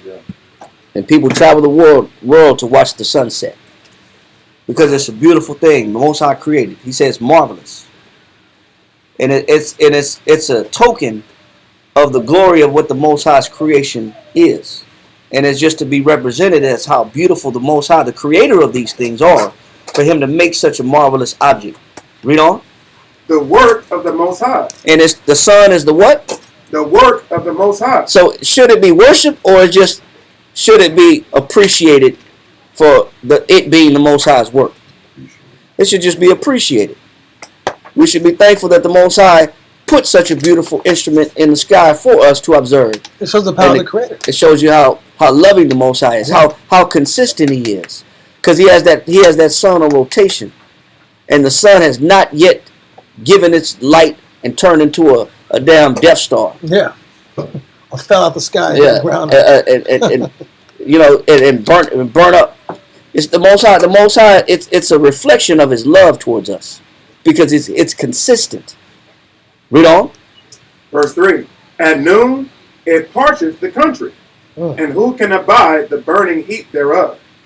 A man blowing a furnace is in works of heat, but the sun burneth the mountains 3 times more, breathing out fiery vapors, and sending forth bright beams. It dimmeth the eyes. And that's why you shouldn't be looking at no solar eclipse. Where Moselle at? Yeah, he did. He said he tell you it dimmeth the eyes, man. It damages the eyes. You got to be careful. Read. Verse 5. Great is the Lord that made it, and at His commandment it runneth hastily. It says the Most High has that sun based on His commandment. It's a reflection of His love and His consistency towards us. Read on. He made the moon also. He said He made what? He made the moon also. Go ahead. To serve in her season. Go ahead. For a declaration of time. So the moon is for what purpose? For a declaration of times. So what, class? The moon is for what purpose? Declaration of times. It's to declare times. So the moon is a calendar. It gives you time. It's the moon. And you can calculate time based on a solar calendar, and then you could also calculate time based on a lunar calendar, and you could also base time on a lunar solar calendar, which is what we took from the Babylonians, and this is why we adopted their months, because we also adopted their times and their calendar based on a lunar solar calendar. And I don't want to go into detail of how that works, but just a quick breakdown. The lunar solar calendar is a 19-year cycle, and it has 209 days that are not accounted for, that have to be included back into the months. And the way it's included back into the months is 209 days equals 7 months. So every 2 to 3 years, the calendar will be a 13th month will be added to the calendar every 2 to 3 years. Not exactly 2 to 3 years, but in between 2 to 3 year span. So in that 19-year cycle, those 7 months, so those extra 209 days, are infused back into a 13-month calendar every 2 to 3 years. And this is why you get a month called the second Adar. So now we know. Somebody look up the second Adar. So that is the 13th month, and that's to balance out the time frame or the calendar to show where we are in time, based on where the moon is in proximity to the earth, based where the sun is in proximity to the earth. So that's the 13th month, or it's also known as the second Adar. Read that. The second Adar, also known as Adar Shana, is the extra month added to the Jewish calendar during a leap year. It is inserted after the 12th month, Adar, and before the first month, Nisan. So every once in a while, every 2 to 3 years, a 13th month is added. About 30 days is added to keep time consistent, so that nobody loses track of time. Read. It says the Jewish calendar uses a leap month to adjust for the difference between the lunar calendar and the solar year. So regardless if you're going off a lunar calendar or you go off a solar year, you don't lose track as long as you incorporate those leap months and those extra 209 days. We understand that? You got anything else, Kariah? Yes. It says the leap month is added every 2 to 3 years. In a leap year, first Adar is 30 days long, and the second Adar is 29 days long. So not every month is the same amount of days. All right? It just depends on where we are in proximity of the solar calendar versus the lunar calendar. But we don't lose time because we know how to incorporate those days back into a calendar, so we know exactly where we are. And we adopted that from the Babylonians. But the Greeks like to take credit for it. But that way of timekeeping preceded the Greeks. That was before the Greeks. They always say Josephus always says that the Greeks stole everything. When you go to the Josephus and you look at a book called Against Apion, read the book Against Apion in the Josephus, and it'll tell you how the Greeks stole damn near everything from the Babylonians or the Egyptians and called it theirs. Even timekeeping. Even in that particular lunar-solar balance. All right? So we got that, right? So let's go back to where we are in Ecclesiastes chapter 43, and let's get verse 6 again. Ecclesiastes 43 and 6. He made the moon also to serve in her season. He said the Most High made the moon to serve in her what? In her season. Read. For a declaration of time and a sign of the world. And he says it's a declaration of times and it's a sign of the world. Let's go to Genesis chapter 1, verse 14 through 16. Genesis chapter 1, verse 14 through 16.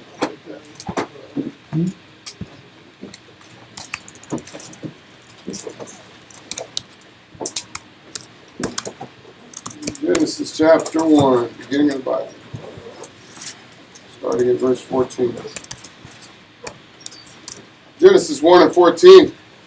The Most High said, "Let there be lights." The Most High said what? Let there be lights. Go ahead. In the firmament of the heavens. So he said, let there be light in the firmament of heaven. Go ahead. The firmament is what we call the ozone layer or the edge of space. Read.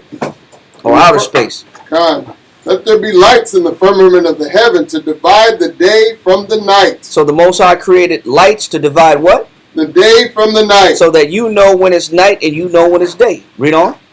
God. And let them be for signs. He said, let these lights be for what?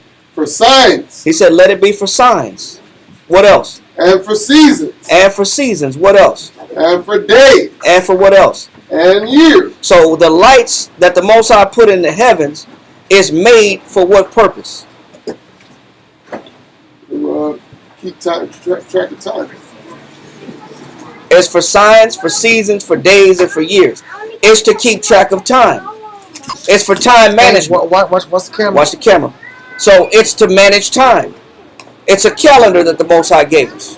Now this is the thing. The Most High is perfect in his understanding. Yes, this is how you know the earth and the world's created by intelligent design. The idea that a magic explosion came out of nowhere. Darwin says, hey man, guess what? Everything blew up. And then all things got created. And everything had a perfect timing. Mm-hmm. And the sun just didn't burn the earth up. It was just a perfect distance.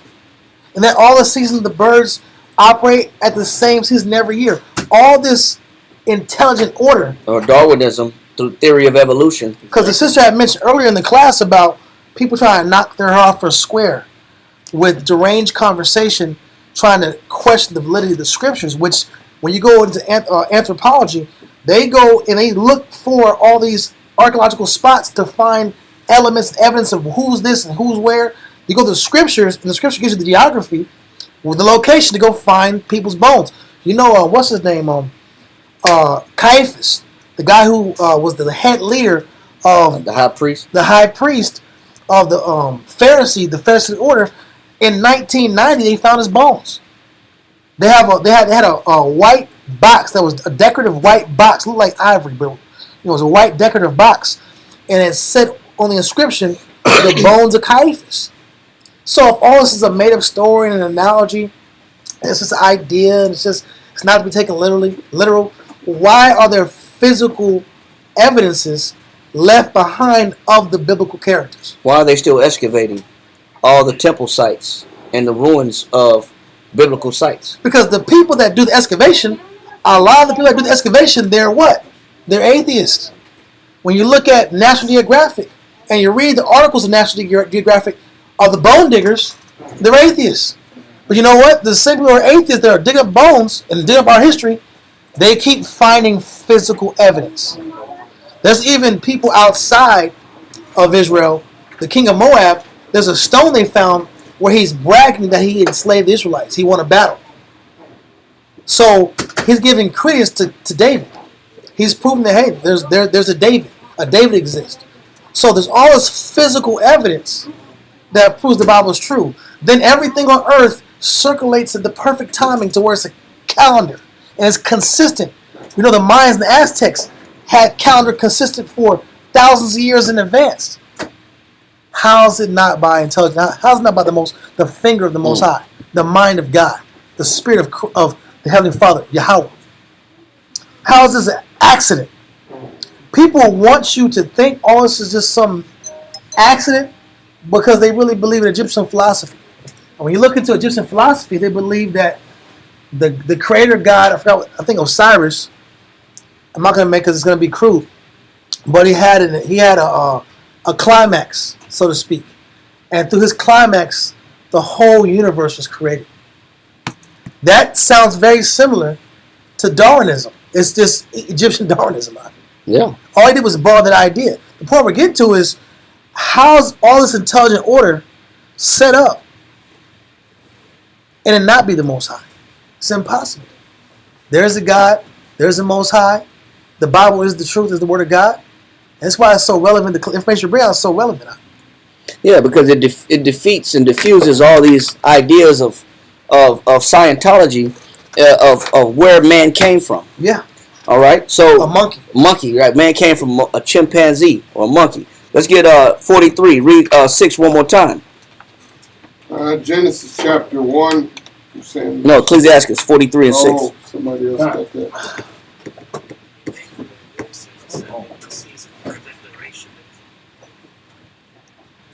We're on page 96. Come.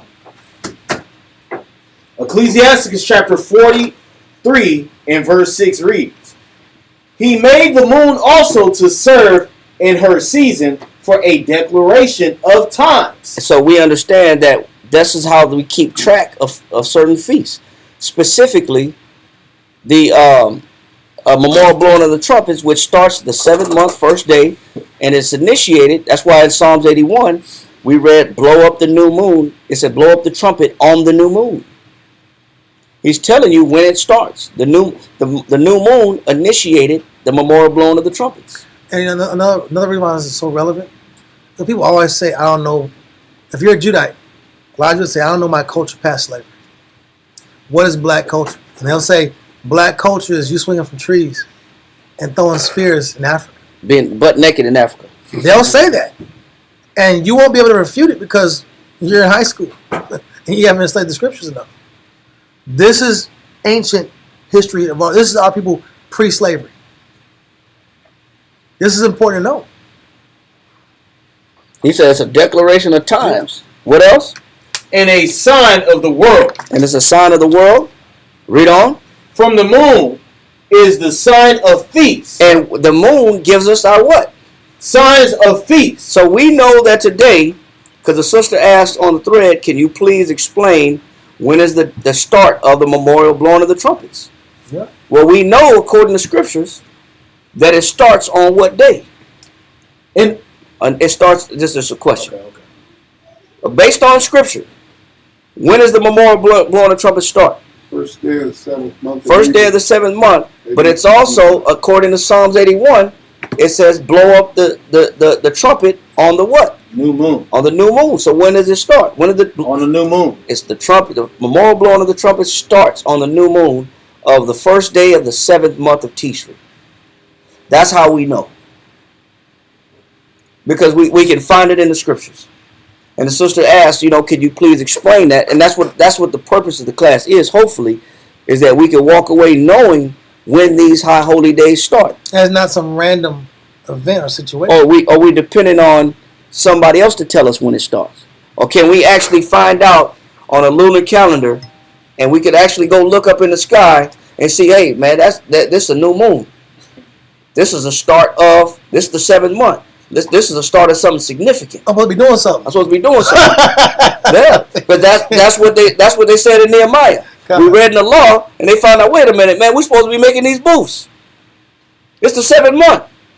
It's the 15th day. We're supposed to be making booths. And then they went and got branches and made booths. Got palms and different trees. Yes, sir. So they had knowledge of the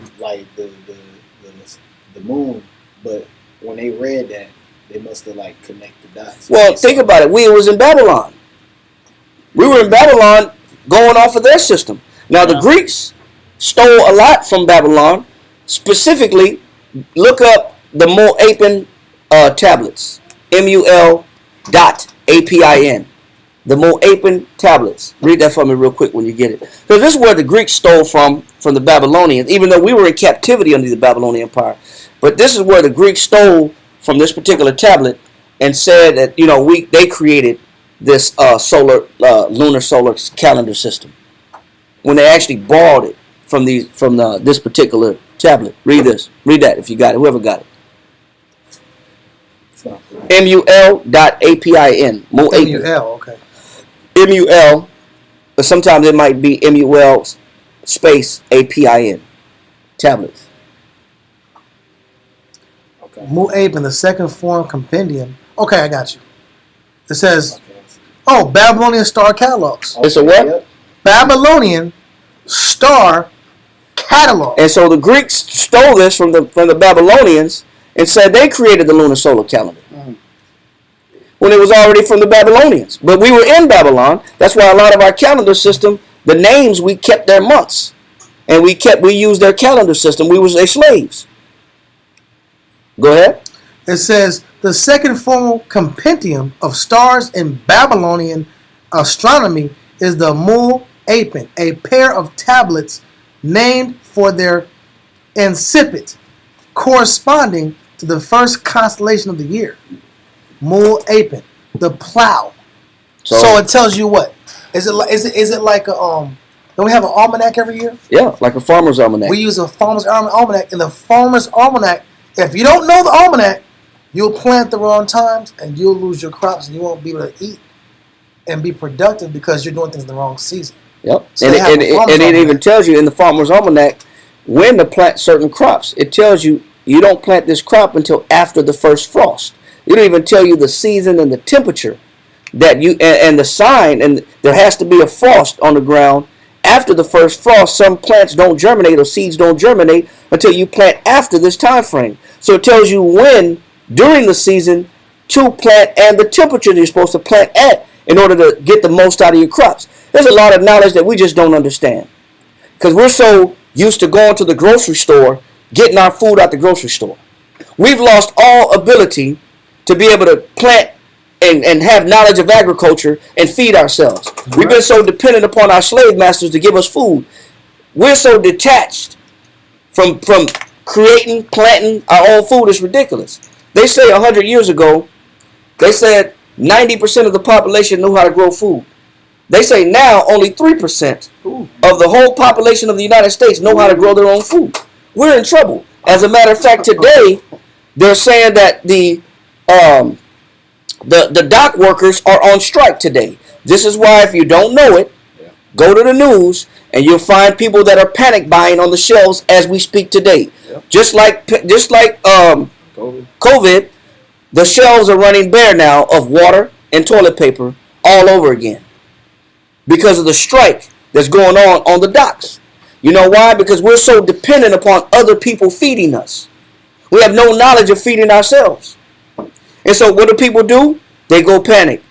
So right now, in a lot of places in the U.S., there are no toilet paper on the shelves. Panic buying is back in. There is no water on the shelves. Panic buying is back in. Because we're dependent upon other people. We don't have our own knowledge. Then being slaves, actually slavery actually taught us how to grow crops. Yeah. But we got so detached and comfortable and became these metro citizens. Yep. Where we don't want to get our nails dirty. They're docile. Yeah, we became effeminate. Well, we don't want to get dirty in the mud. We don't want to dig something up and learn how to grow something. But now we got to eat chemicals, red dye 40. Spoke about earlier. All these chemicals that make you hyperactive. You can't focus. You can't lock your mind down. Kids bouncing off the wall. Yep. He's showing us what our life was supposed to be like. We were supposed to observe what the Most High put in the sky to give us knowledge on when to plant certain feasts, what season we're in, how to grow certain things. This knowledge that the Most High gave us, we're so detached from it. Read on. Ecclesiastes. Chapter 7. Verse 7. From the moon is the sign of feast, a light that decreaseth in her perfection. So decrease in perfection, meaning what? It goes through cycles. Yep. It goes through phases. It does. It decreases. So you have the new moon starting the beginning of the month, and then you have what's called the waxing gibbous. Yep. And then you have the half moon. Then you have a full moon. Then you have a waning gibbous. Then you have another half moon, and then you have the crescent moon, and then the sliver, and that goes both ways, waxing and waning. Waxing means going greater. Waning means diminishing. So it goes through the same phases, going up, and then it goes through the same phases, coming back down. And so the new moon is the start of the month, and then you watch it grow, and then by probably not Thursday, but probably by Friday, you're going to see a sliver of, which is now the moon is growing, it's increasing, it's waxing. You'll see a sliver, you'll see a crescent. Yeah, then, waxing. Yes. Which is increasing. Which means to become greater. And then you got waning, which means to diminish, or it's getting smaller. So after the new moon, you see it growing, and then it gets to a full moon around the 15th of the month, halfway through a month, 15 days after the new moon, you'll see a full moon. And then as the week starts to go down, it'll start diminishing again, going back to where you see nothing. You know what I'm saying? Which is now the new moon. All a cycle. And there is debate about what initiates the new moon. And we're going to talk about that too. But we want to just get to this point right here about the moon is for the purpose of understanding the feast days. All right? Read on. Verse 8. The month is called after her name. And it gives us the month. That's why the moon is the month. The word month is taken from the word moon. Read on. Increasing wonderfully in her changing. So it goes down, but it comes back up. And it said it increases wonderfully in its what? Changing. And it's changing. So it waxes on and it waxes and it wanes off. And I will say this too. Isn't the woman's cycle also based off the moon? Yes, a woman's cycle is based on a lunar calendar. And usually they'll calculate menstruation or ovulation based on when a woman ovulates based off the last cycle, and they have a chart. And sisters, please correct me if I'm saying something incorrect, but ovulation is on cycles, and it's based upon the last cycle on a lunar chart, correct? And it's like 14 days. Yeah. It's after like your cycle ups, then you ovulate, then you cycle down, and you ovulate, and you cycle down. But I don't know about the I know it impacts that for the lunar effects. Because if say for example, if a woman's having trouble inseminating an egg, then he has to. They look at the woman's cycle to determine what's the best time for ovulation. Yeah, that's normally around the full moon. The first 14 days after the 7 days cycle. And then so that's why they probably 40 days, 7 days after your cycle ends. So if you wanted to watch it, there's like books on paying attention to Within the first 7 days after the cycle ends, like cycle lasts 7 days, after the first 7 days the cycle ends, that's a high time for pregnancy. Actually, that's only 1 day. Yes, it's 1 day. It's only 1 day with your That's amazing. It's a hit or miss. It's a hit or miss. One Shoot day. the shot and make it or not. Yeah. Half court. To get there, but yeah, it's one day. That, Wow. Yeah. So if it happens, it happens because everything in life is high. And there's an emotional connection between the fluctuation of that cycle, right? I've seen on YouTube. I just scrolled. I saw There's a lot different moves. to it. I think because the moon, the waves, the moon, the ocean, like a lot, it does affect us. And women change around other women. That's what I was trying to say. Yeah. Yeah. If they live together, they'll end up synchronizing. Yeah. Work together. What? Yeah, if you work together, it's the dominant. If you change jobs, yeah, it'll affect you. If you, but see, a lot of people don't pay attention. It's here every month. It comes when it comes. Some people like die, this day can start, this day, and that's when you see the signs because in 4 days it's going to start. That's how you can tell that you're switching with people around you. But if you're not paying attention to it, then You don't know. you don't know. Yeah, just come when it comes. You have to count the days. There's trackers too. So you know Yeah. exactly like 28 days apart, like 30 days apart. Like, It's absolute. you can do it. You don't need work. You could watch your cycle. Y'all hear that? If a brother's trying to maintain like he's like this. Hold on, it's the 10th of the month. You got to watch out. I would disagree on that one. Some brothers too strong. They don't matter. It don't matter what birthday it is at. But this is beautiful because now we're seeing that this is all intricate. How the Most High creates everything is intricate. Everything's by design. It's all intelligent design. This disproves that whole idea that this is just some godless. You just wake up and you're so alive and you die and that's the end. And it was all for nothing. It was just created just by space aliens or they said it too. People said it too. Aliens come out of the sky and created this. Yeah, Anunnaki. Anunnaki showed up and made all this. Listen, this is intelligent design by God. And the 7th month is pretty much the season when all these holidays are connected to get the people back together. Yep. And it's the Most High gave us this calendar system so that we can come together. We know when to come together. Read verse 8 again, my Waller. Con. Ecclesiastes chapter 43 and verse 8 reads, "The month is called after her name, increasing wonderfully, in her changing." So just like a man is supposed to be doing what? Changing. A man's supposed to be changing. Oh, change them too, huh? Yeah, just like a. Just I'm like a man. I ain't got to do none of that. No, man. The Most High said the moon increases wonderfully Wow. in her changing. So does a man. Wow. A man's supposed to be changing wonderfully. That's a beautiful scripture. I never read it. In increasing. He's not supposed to stay the same. Just like the sacrifices were not supposed to be the same. They were supposed to increase daily, weekly, monthly, and yearly. So 2 sacrifices a day. Then certain days you give 3.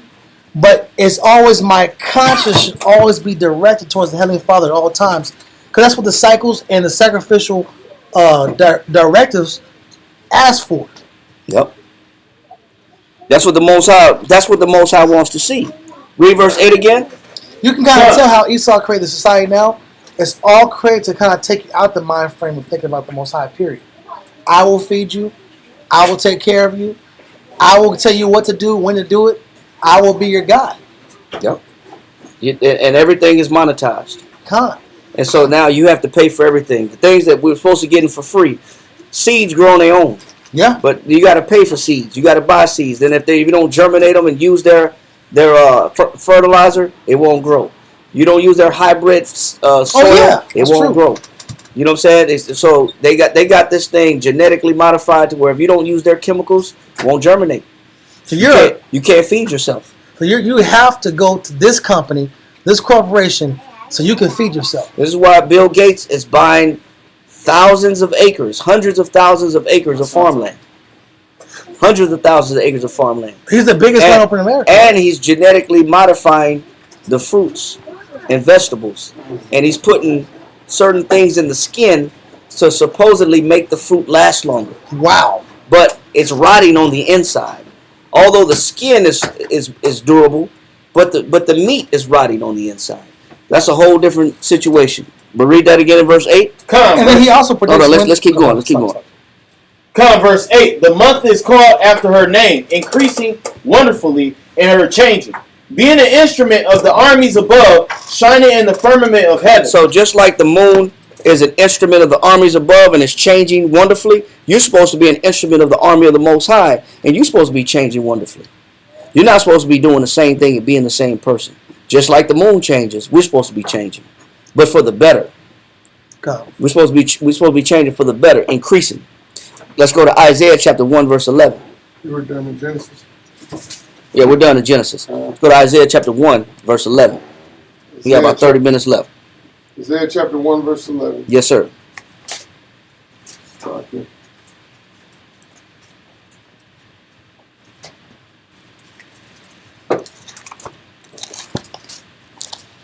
Okay, just stuck together. Isaiah 1 and 11.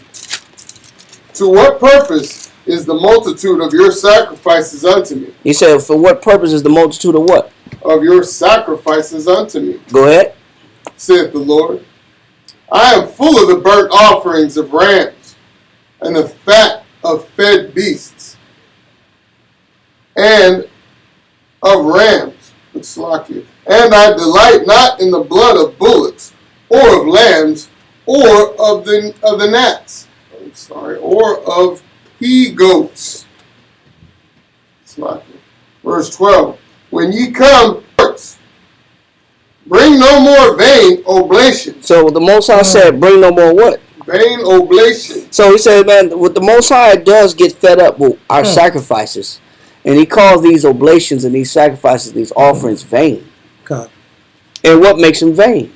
He's going to explain when does the Most High get tired of us sacrificing and when are they no longer acceptable. Read on.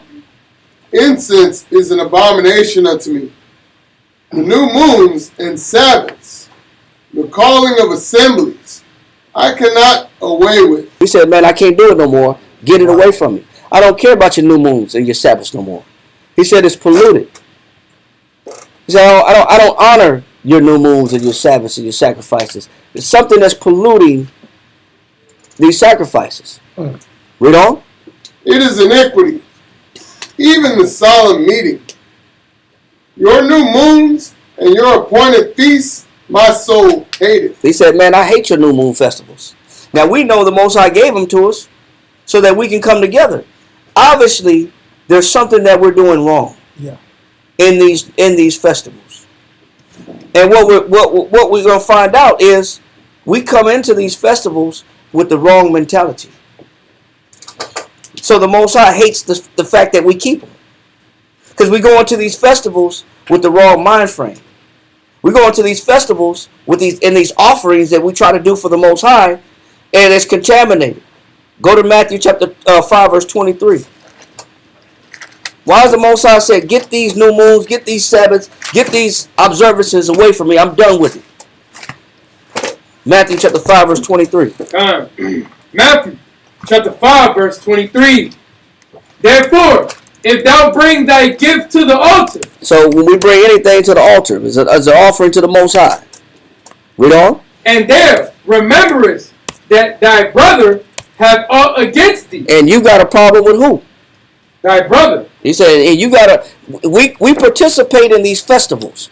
We participate in these annual ceremonies, these holy convocations, these solemn assemblies. We participate in these things. We come and show up, and we ready to eat, and we ready to drink, and we ready to laugh and joke. He said, but Christ said, when you know deep down inside, you haven't made right with who? Thy brother. You got a problem with your brother. We're coming up with, tonight starts the memorial blowing of the trumpets, and we're going to eat tomorrow. But what good is it eating together, but you haven't made right with who? Thy brother. You haven't made right with your people. Then you make the whole observance vain. Then we make the whole observance worthless. Because we haven't fixed the problem. We haven't addressed the issues. He said, if you know you got something you try to do for the Most High, and it comes to your mind that you got to art with your brother, what did Christ say? Verse 24. Leave there thy gift before the altar, and go thy way. First, be reconciled to thy brother. He said, first do what? Be reconciled to thy brother. So as we embark on this memorial blowing of the trumpets tomorrow, what are you supposed to have in your mind? First be reconciled to thy brother. You're supposed to be thinking about the people that may have offended you or you offended them. Don't even observe it until you do some deep meditation and self-reflection. I'll be thinking about this, just the cuisine. Yeah, I'm ready. I'm so hungry, man. I'm starving, but I'm ready to eat. Man, that food sure smell good. These sisters threw down. These brothers, man, they brought everything. Man, they laid it. Look at this spread that's before us. Look at all this food. Man, I can't wait to taste a little bit of everything. But you got a problem with who? God, brother. You got a problem with your people somewhere. Then you make the whole ceremony vain. You make the whole ceremony worthless. Because you're not living right with your people. There's contention amongst you and your people. There's issues that exist that the Most High don't want you to come into this high holy day with pre-existing issues, unresolved problems. You're going to destroy the whole purpose of it. That's why the Most High said, man, I'm sick of this, man. He said, do away with the new moons, Sabbaths, festivals, feasts. Man, I don't want to smell none of that. Because you're not coming in the right spirit. That's why it takes Christ to have to come and tell us how to observe these festivals. We did them because the law told us to do them. But not in the spirit of it. But we didn't come in the right spirit of it. Oh. Read on. Come. Verse 24. Leave there thy gift before the altar, and go thy way. First be reconciled to thy brother. He said, first be what? Reconciled to thy brother. Go ahead. And then come and offer thy gift. Agree with thine adversary quickly. He said, then come offer your what? Then offer thy gift. Then give your sacrifices to the Most High. But the Most High don't want our sacrifices whatsoever when there's contention or issues that have not been resolved with us and our people. Because we destroy the whole purpose of it. Yeah. We make the whole ceremony vain. Yes, sir. By nature, we come together for good times, but we know damn sure that in the back of our mind, we're neglecting the opportunity to, like our scripture said, be reconciled with our brother. We come together for the good times, for the good food, for the good moments, but we know in the back of our minds, we have a problem with our brother, or our brother has a problem with us. Yeah. We put that on the back end just to say, hey, let's have a good time. Yeah. You know what I'm saying? And let bygones be bygones. And the Most High is not having that. Read verse 14, Isaiah chapter 1, verse 14. Read down to 18. Come. Isaiah chapter 1 and verse 14. Your new moons and your appointed feasts, my soul hate. He said, man, your new moons and your appointed feasts. Now, we know the new moon initiates the memorial blowing of the trumpets. But if we're not coming in the spirit of reconciliation, he said the Most High hated, man. He hates it. Read on. They are a trouble unto me. He said, man, that's trouble to me. Think about what the Most High is saying.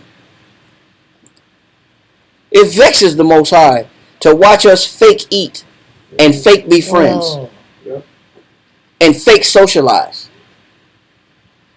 Most High hate that, man, because he knows it's fake. How you going to say you love me whom you have not seen, but hate your brother whom you see every day? That's what 1 John chapter 4 says. That's why Christ said, man, drop that off at the altar. Don't even offer that to the Most High. Go make right with your brother, then come back and give that to the Most High. The Most High don't want to see none of it.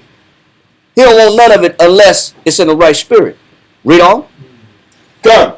I am weary to bear them. And when ye spread forth your hand. And when we come together to pray tomorrow, we send up these beautiful, illustrious prayers to the Most High. What did the Most High say? I will hide my eyes from you. He said, man, I'm not even paying attention to you. Because you don't know how to be right with your people. You don't know how to get along with your people. That's sickening to the Most High. For the pettiest, lightest things too. Don't like a parent that see brothers fighting. Don't you know that's your brother? Or see sisters fighting. Don't you know that's your sister?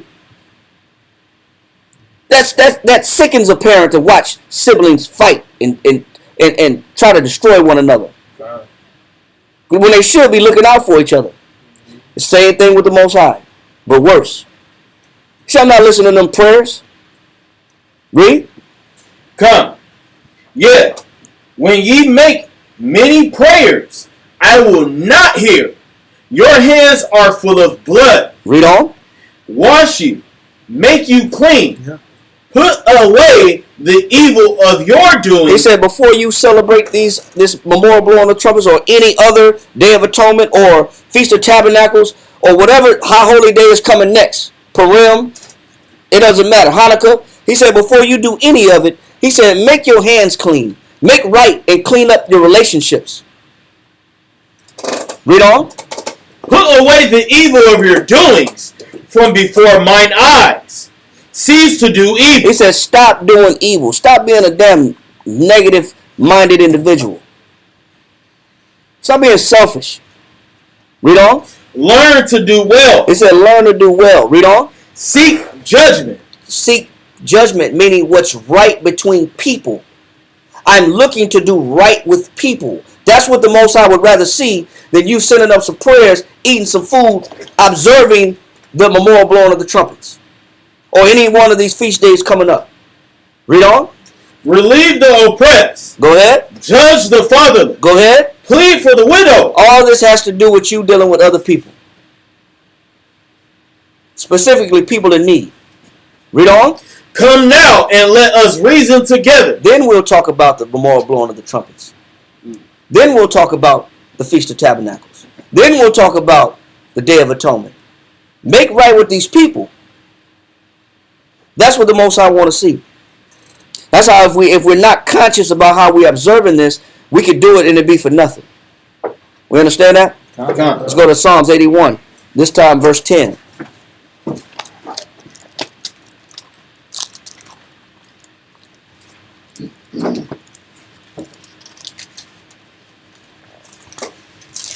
Psalms chapter 81, verse 10.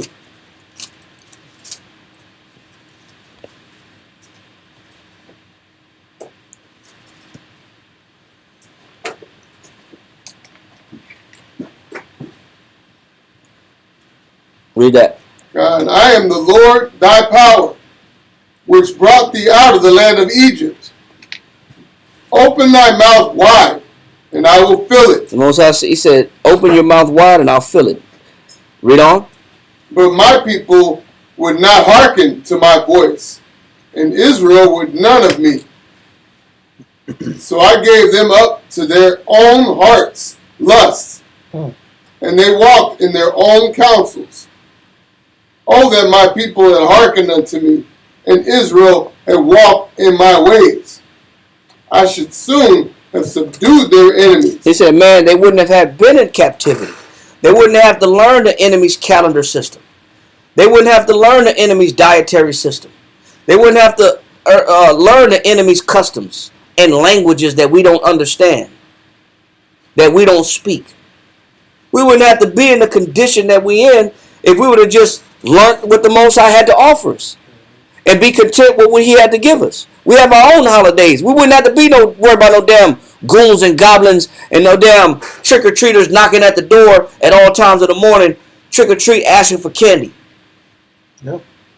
We had to, shit our kids from those. yeah, or we wouldn't have to worry about none of this crap. Worshiping devils. Yeah. We wouldn't even be in this position to be given fake man-made holidays.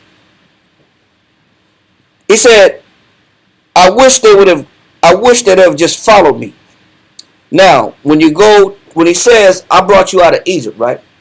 Because when you read Psalms 81, the Most High is where David's praising the Most High for giving us a new calendar, a new system based off the starting of the new moon, initiating the Feast of Trumpets. And we see it was given to us when we came out of Egypt. Now, the Egyptian calendar system was a 12-month, 30-day system.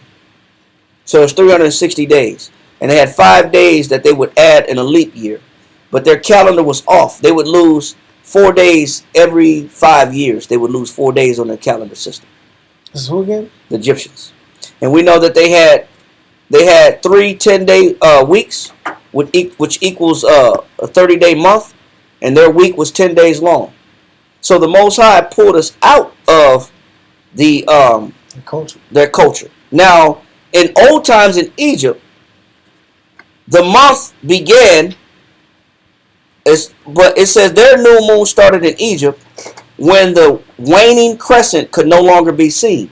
So that means that when we were in Egypt, a new moon started when the waning crescent had just disappeared. But by 144 AD, the Egyptians had switched to a lunar calendar that began with the first visibility of the waxing crescent moon. So the Egyptians, they switched how they observed the new moon. In 144 AD, so when the right after the new moon that we observe, when you see the first sliver of the crescent, they considered that the start of the new moon. So when the Most High pulled us out of Egypt, whether it was when the crescent moon disappeared or the crescent moon started, the Most High pulled us away from the observance of their calendrial system, whether that be solar or whether that be lunar. Their solar calendar was how they observed the days, and their lunar calendar is how they observed the months. But the Most High pulled us out of Egypt. And let's go to, by the time that we came from Babylon, we were using the Babylonian system, which is the one that we discussed earlier with the new moon starting at the first day of the month of Tishri. All right. So we've had several different calendars, and we've had several different ways of observing the new moon. Today, it's kind of like a debate amongst Israelites about when the new moon actually started. Did it start at the start of the first sliver of the waxing crescent moon? Did it start at the first sliver of the waning crescent moon? Did it start was it a dark moon or was it a light moon? Was it was the sun behind the moon? Was it a solar eclipse or was it a full moon? Some people debate, but we don't really know too much about how it was in Egypt. But we do know that we got our system coming out of Babylon.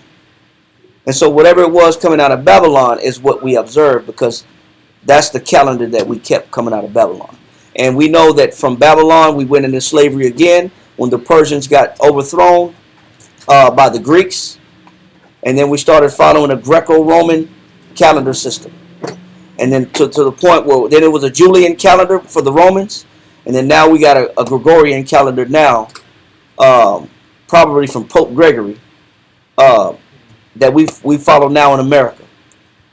So we have rarely kept the original days of worship, how they were supposed to be instituted, simply because we kept constantly been interchanging hands through captivity, through several different captivities.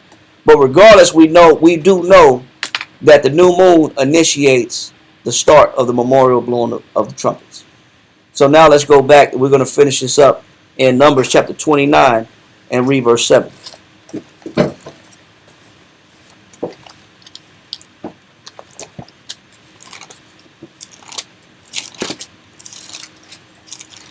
God. Numbers chapter 29 verse 7 reads, "And ye shall have on the 10th day of this 7th month an holy convocation, and ye shall afflict your souls. Ye shall not do any work therein." All right, jump down to verse 12. Verse 12, "And on the 15th day of the 7th month ye shall have an holy convocation. Ye shall do no servile work, and ye shall keep a feast unto the Lord 7 days." So now, when you look at these feasts and what they symbolize, and we're done with the class now, but if you look at how the Most High instituted these feasts, the first day, 7th month, was a call and a trumpet blown for us to come together. Now, if you look at 10 days, we had 10 days to think about what we've done wrong. We had 10 days to think about, man, how have I wronged people? Or how have people wronged me? Or I got to make certain things right. We got 10 days before the next feast. By the next feast, that's the Day of Atonement. By that 10th day, I should have a pretty good grip about the things that I've done wrong and how I've been wrong. And then I'm making an atonement for that. And then once I make an atonement with that, then we come back 5 days later, and then we dwell together in harmony. Now all these things have been resolved. These things have been, yes, sir. So Days of Atonement is like a reset. Is like a reset of all your bad doings. Yeah, of all the things that you've done wrong. But you got 10 days to think about it. If the Most High call us to come together, we got 10 days to sort out, man, you know what? I was thinking wrong about this brother. Or man, I've been wrong and I've ignored this brother, or I've neglected this individual, or the last time me and this brother were together, we ended on a bad note. You got 10 days to think about restoring relationships. And then you make a sacrifice for it on that Day of Atonement. And then after the Most High atones for those sins and gives you a fresh, clean start, then you come back and you dwell together in tents. You know, blame-free, guilt-free. Your conscience is clean. Yes, sir. Is it that our sins will be for the year? Yes. That's a reset that the Most High allows us to have once a year. You get to reset. The Most High takes everything that you've done away for the whole year. You have that Day of Atonement to be forgiven for all your mistakes for that whole year. It's a critical day. The Most High wiped the slate. He gives you a clean slate. It's very critical. But we got time to think about it. You know what I'm saying? We got from now to the 11th of this month at sundown to think about it, to meditate on it. What do we need to do to make right with our people, man? The Most High uses these holidays to institute relationships, good relationships. So we got to take advantage of that. If we can't dwell together in harmony, then we can't dwell together with the Most High. Period, point blank. He said, how can you say you love me whom you have not seen, but hate your brother whom you see every day? If you don't get it right here, you can't get it right in the next kingdom. You can't get it right with the Most High in Christ. This is practice. He said, this is where we rehearse the righteous acts. This is practice. But the next kingdom, the next tabernacle, is Christ dwelling. And we'll be dwelling with Christ. But Warren just went over a class about the purging that's going to take place in the wilderness before that happens. Because it's about making relationships work here right now. Make the best of them. And don't make the high holy day vain. Don't make this whole opportunity worthless by not mending those relationships. All right? Any questions? Yes, sir. Is that also the reason why the Most High, He doesn't like when we come into those feast days with that kind of mentality? Is it the same reason why He doesn't like those offering with blemish? Would that be your offering with blemish on? Yeah, of course. Because go to 2 Corinthians. Go to 2 Corinthians chapter 12. And get verse get 2 Corinthians chapter 5. Start at verse 20. And we're just gonna get straight to the point. We talked about this before. 2 Corinthians chapter 5, verse 20. 2 Corinthians chapter 5, verse 20. Read that. Now then we are ambassadors for Yahushua. So you're supposed to be an ambassador for who? For Yahushua. Right. What does it mean to be an ambassador for Christ? Ambassador of Christ. A representative? You're supposed to be a representative. You're supposed to be the living, breathing example of what Christ would be like on earth. You're supposed to be a direct reflection of Christ. A spokesman for Christ. How can you be a spokesman for Christ but have enemies on earth? And have enemies with your brother. And the enemies are your people. Read. Christ said, learn of me, for I am meek and lowly. Christ knows how to endure the awkwardness of his people and not take it personal. Do we know how to do that? Read on. As though the Most High did beseech you by us, we pray you in Yahushua's stead. Go ahead. Be ye reconciled. It said be ye what? It says be ye reconciled. Yeah, be ye reconciled. Rebuild these bonds, man. Make friends again. when you were once enemies, become friends again with your people. Read on. Be ye reconciled to the Most High, for he hath made him to be sin for us. So, because you know who was a mediator and who was made sin and got stung and punished so we can come back to the Father? Christ laid down that example of what it's like and what it takes. Somebody has to lay their pride down. Somebody got to lay their... That's why Christ said, learn of me, I'm meek and lowly. Somebody got to get off their high horse and know that's what it takes to build bonds. You got to detach from your pride. Because that's what somebody had to suffer so that we can reunite back with the Most High. Then let my image suffer. Let my pride suffer. That's why 1 Corinthians chapter 6 says, it said, why not suffer yourselves to be defrauded? Why not just take wrong? You know what we don't want to do? We'd rather keep the beef. Because I just don't want to say, man, you know what? Forget it. Blame it on me, then I'll take the blame. I'd rather keep the beef going and brewing because I don't have the capacity to say, you know what? My bad, brother. I didn't mean to offend you. Even though I may have not offended you. But I don't know how to just take low for the sake of the relationship. We don't know how to do that. Read on. Verse 21. For he hath made him to be sin for us, who knew no sin, that we might be made the righteousness of the Most High in him. So he says so that we can get back and create a bond and unite back with the Most High and be right in the eyes of the Most High. So it takes somebody having to suffer to do that. So as we go into these high holy days, then let me put down my pride. Let me put down my thoughts and the fact that I might think I'm justified and why I don't get along with this particular person or people. Let me put that to the side so that for the sake of the unity, for the sake of the brotherhood, for the sake of the sisterhood, for the sake of the bonds. That's what we're supposed to be thinking about as we come into these high holy days. Otherwise, it's vain. Yes, sir. We can't be reconciled unto the Most High unless we reconcile with our people. Exactly. It don't make no sense. So, with that, we're going to say shalom. I know we don't really go over this particular topic that often, but we will probably still, again, go over Day of Atonement and the significance of the Day of Atonement. And we might even go into another class about the Feast of Tabernacles coming up. We might have to do that too. I don't know. But if not, we do have these classes that we've previously done already online. Check the playlist, and you'll see that we've probably tackled these classes already. It's under High Holy Days. Yeah, it's a whole section under High Holy Days, and you can check it out. The ones from last year, previous years, but we've discussed these things. But every year, the Most High bring out something new. Okay. You know, something different. So with that, we're going to go ahead and say shalom. Shalom. And also, I read that during the memorial blowing of the trumpets, that the priests and the people would read Psalms 29. They would sing Psalms 29. So we're going to go ahead and end the class with Psalms 29.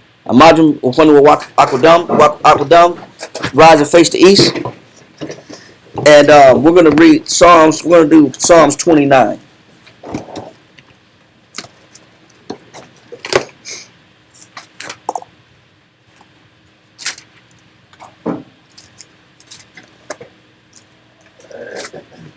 Yahweh Shemel Shah. Yahweh Shemel Shah. Shemala Nawa. Shemala Nawa. Aita. Give unto the Lord. Give unto the Lord. O ye mighty. O ye mighty. Give unto the Lord. Give unto the Lord. Glory and strength. Glory and strength. Give unto the Lord. Give unto the Lord. The glory. The glory. Do unto him. Do unto him. Do unto his name. Do unto his name. Worship the Lord. Worship the Lord. In the beauty of his holiness. In the beauty of his holiness. The voice of the Lord. The voice of the Lord is upon the waters. is upon the waters. And the power of glory. And the power of glory Thundereth. thundereth. The Lord is upon many waters. The Lord is upon many waters. The voice of the Lord. The voice of the Lord is powerful. is powerful. The voice of the Lord. The voice of the Lord is full of majesty. is full of majesty. The voice of the Lord. The voice of the Lord breaketh the cedars. breaketh the cedars. The Lord. The Lord breaketh the cedars of Lebanon. breaketh the cedars of Lebanon. He maketh them also. He maketh them also to skip like a calf. to skip like a calf. Lebanon. And Syrian. And Syrian. Like a young unicorn. Like a young unicorn. The voice of the Lord. The voice of the Lord divided the flames of fire. divided and flames of fire. The voice of the Lord. The voice of the Lord. Shaketh the wilderness. Shaketh the wilderness. The Lord. The Lord. Shaketh the wilderness. Shaketh the wilderness. Of Kadesh. Of Kadesh. The voice of the Lord. The voice of the Lord. Maketh the hinds to calf. Maketh the hinds to calf. And discovereth the forest. And discovereth the forest. And in his temple. And his temple. Doth everyone speak. Doth everyone speak. Of his glory. Of his glory. The Lord sitteth. The Lord sitteth. Upon the flood. Upon the flood. Yea. Yea. The Lord sitteth. The Lord sitteth. King forever. King forever. The Lord will give strength. The Lord will give strength. Unto his people. Unto his people. The Lord will bless. The Lord will bless. His people. His people. With peace. With peace. By Hashem Yahushua. By Hashem Yahushua. The water. The water. Tamyad. Tamyad. Aman. Aman. Yahweh, Yahweh, Hashem, Yahushua, Yahushua, walking out, Yahshua, Yahshua, support, Yahweh, Yahushua, Yahushua, walking out, Yahshua, Yahshua, support, turn. Yahweh, Hashem, Yahushua, walking out, Yahshua, support, turn. Yahweh, Hashem, Yahushua, walking out, Yahshua, support. Barakatah Yahweh, Barakatah Yahushua, the water Yahweh, the water Yahushua, your love, your patience, your mercy, your truth, your long suffering, your meekness, your temperance. All the virtues that you bestow upon us, allow us to bestow upon others. By Hashem Yahushua, all power, all love, all truth, all wisdom, all knowledge, all understanding, all power from Yahweh. All power is from Yahweh. All power is from Yahweh. In Yahushua's name we pray. The water, Tamyad, Aman. Brother, circle up.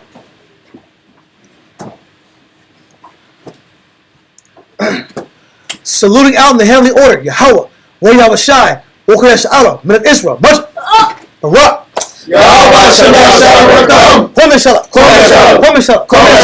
Shalom, Yajabata, turn to face sisters. Sisters, please stand. Men of Shabbat. saluting out the daughters of Zion, Men of Israel, Barak,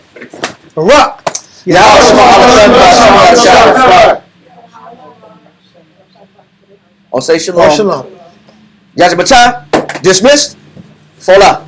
All right, shalom, Israel. We'll see you, brothers and sisters. The water for checking us out. We'll be back in action on Friday. And Shabbat shalom to everybody. And we wish everybody to go into this memorial blowing of trumpets, hopefully with a new mind frame. Shalom.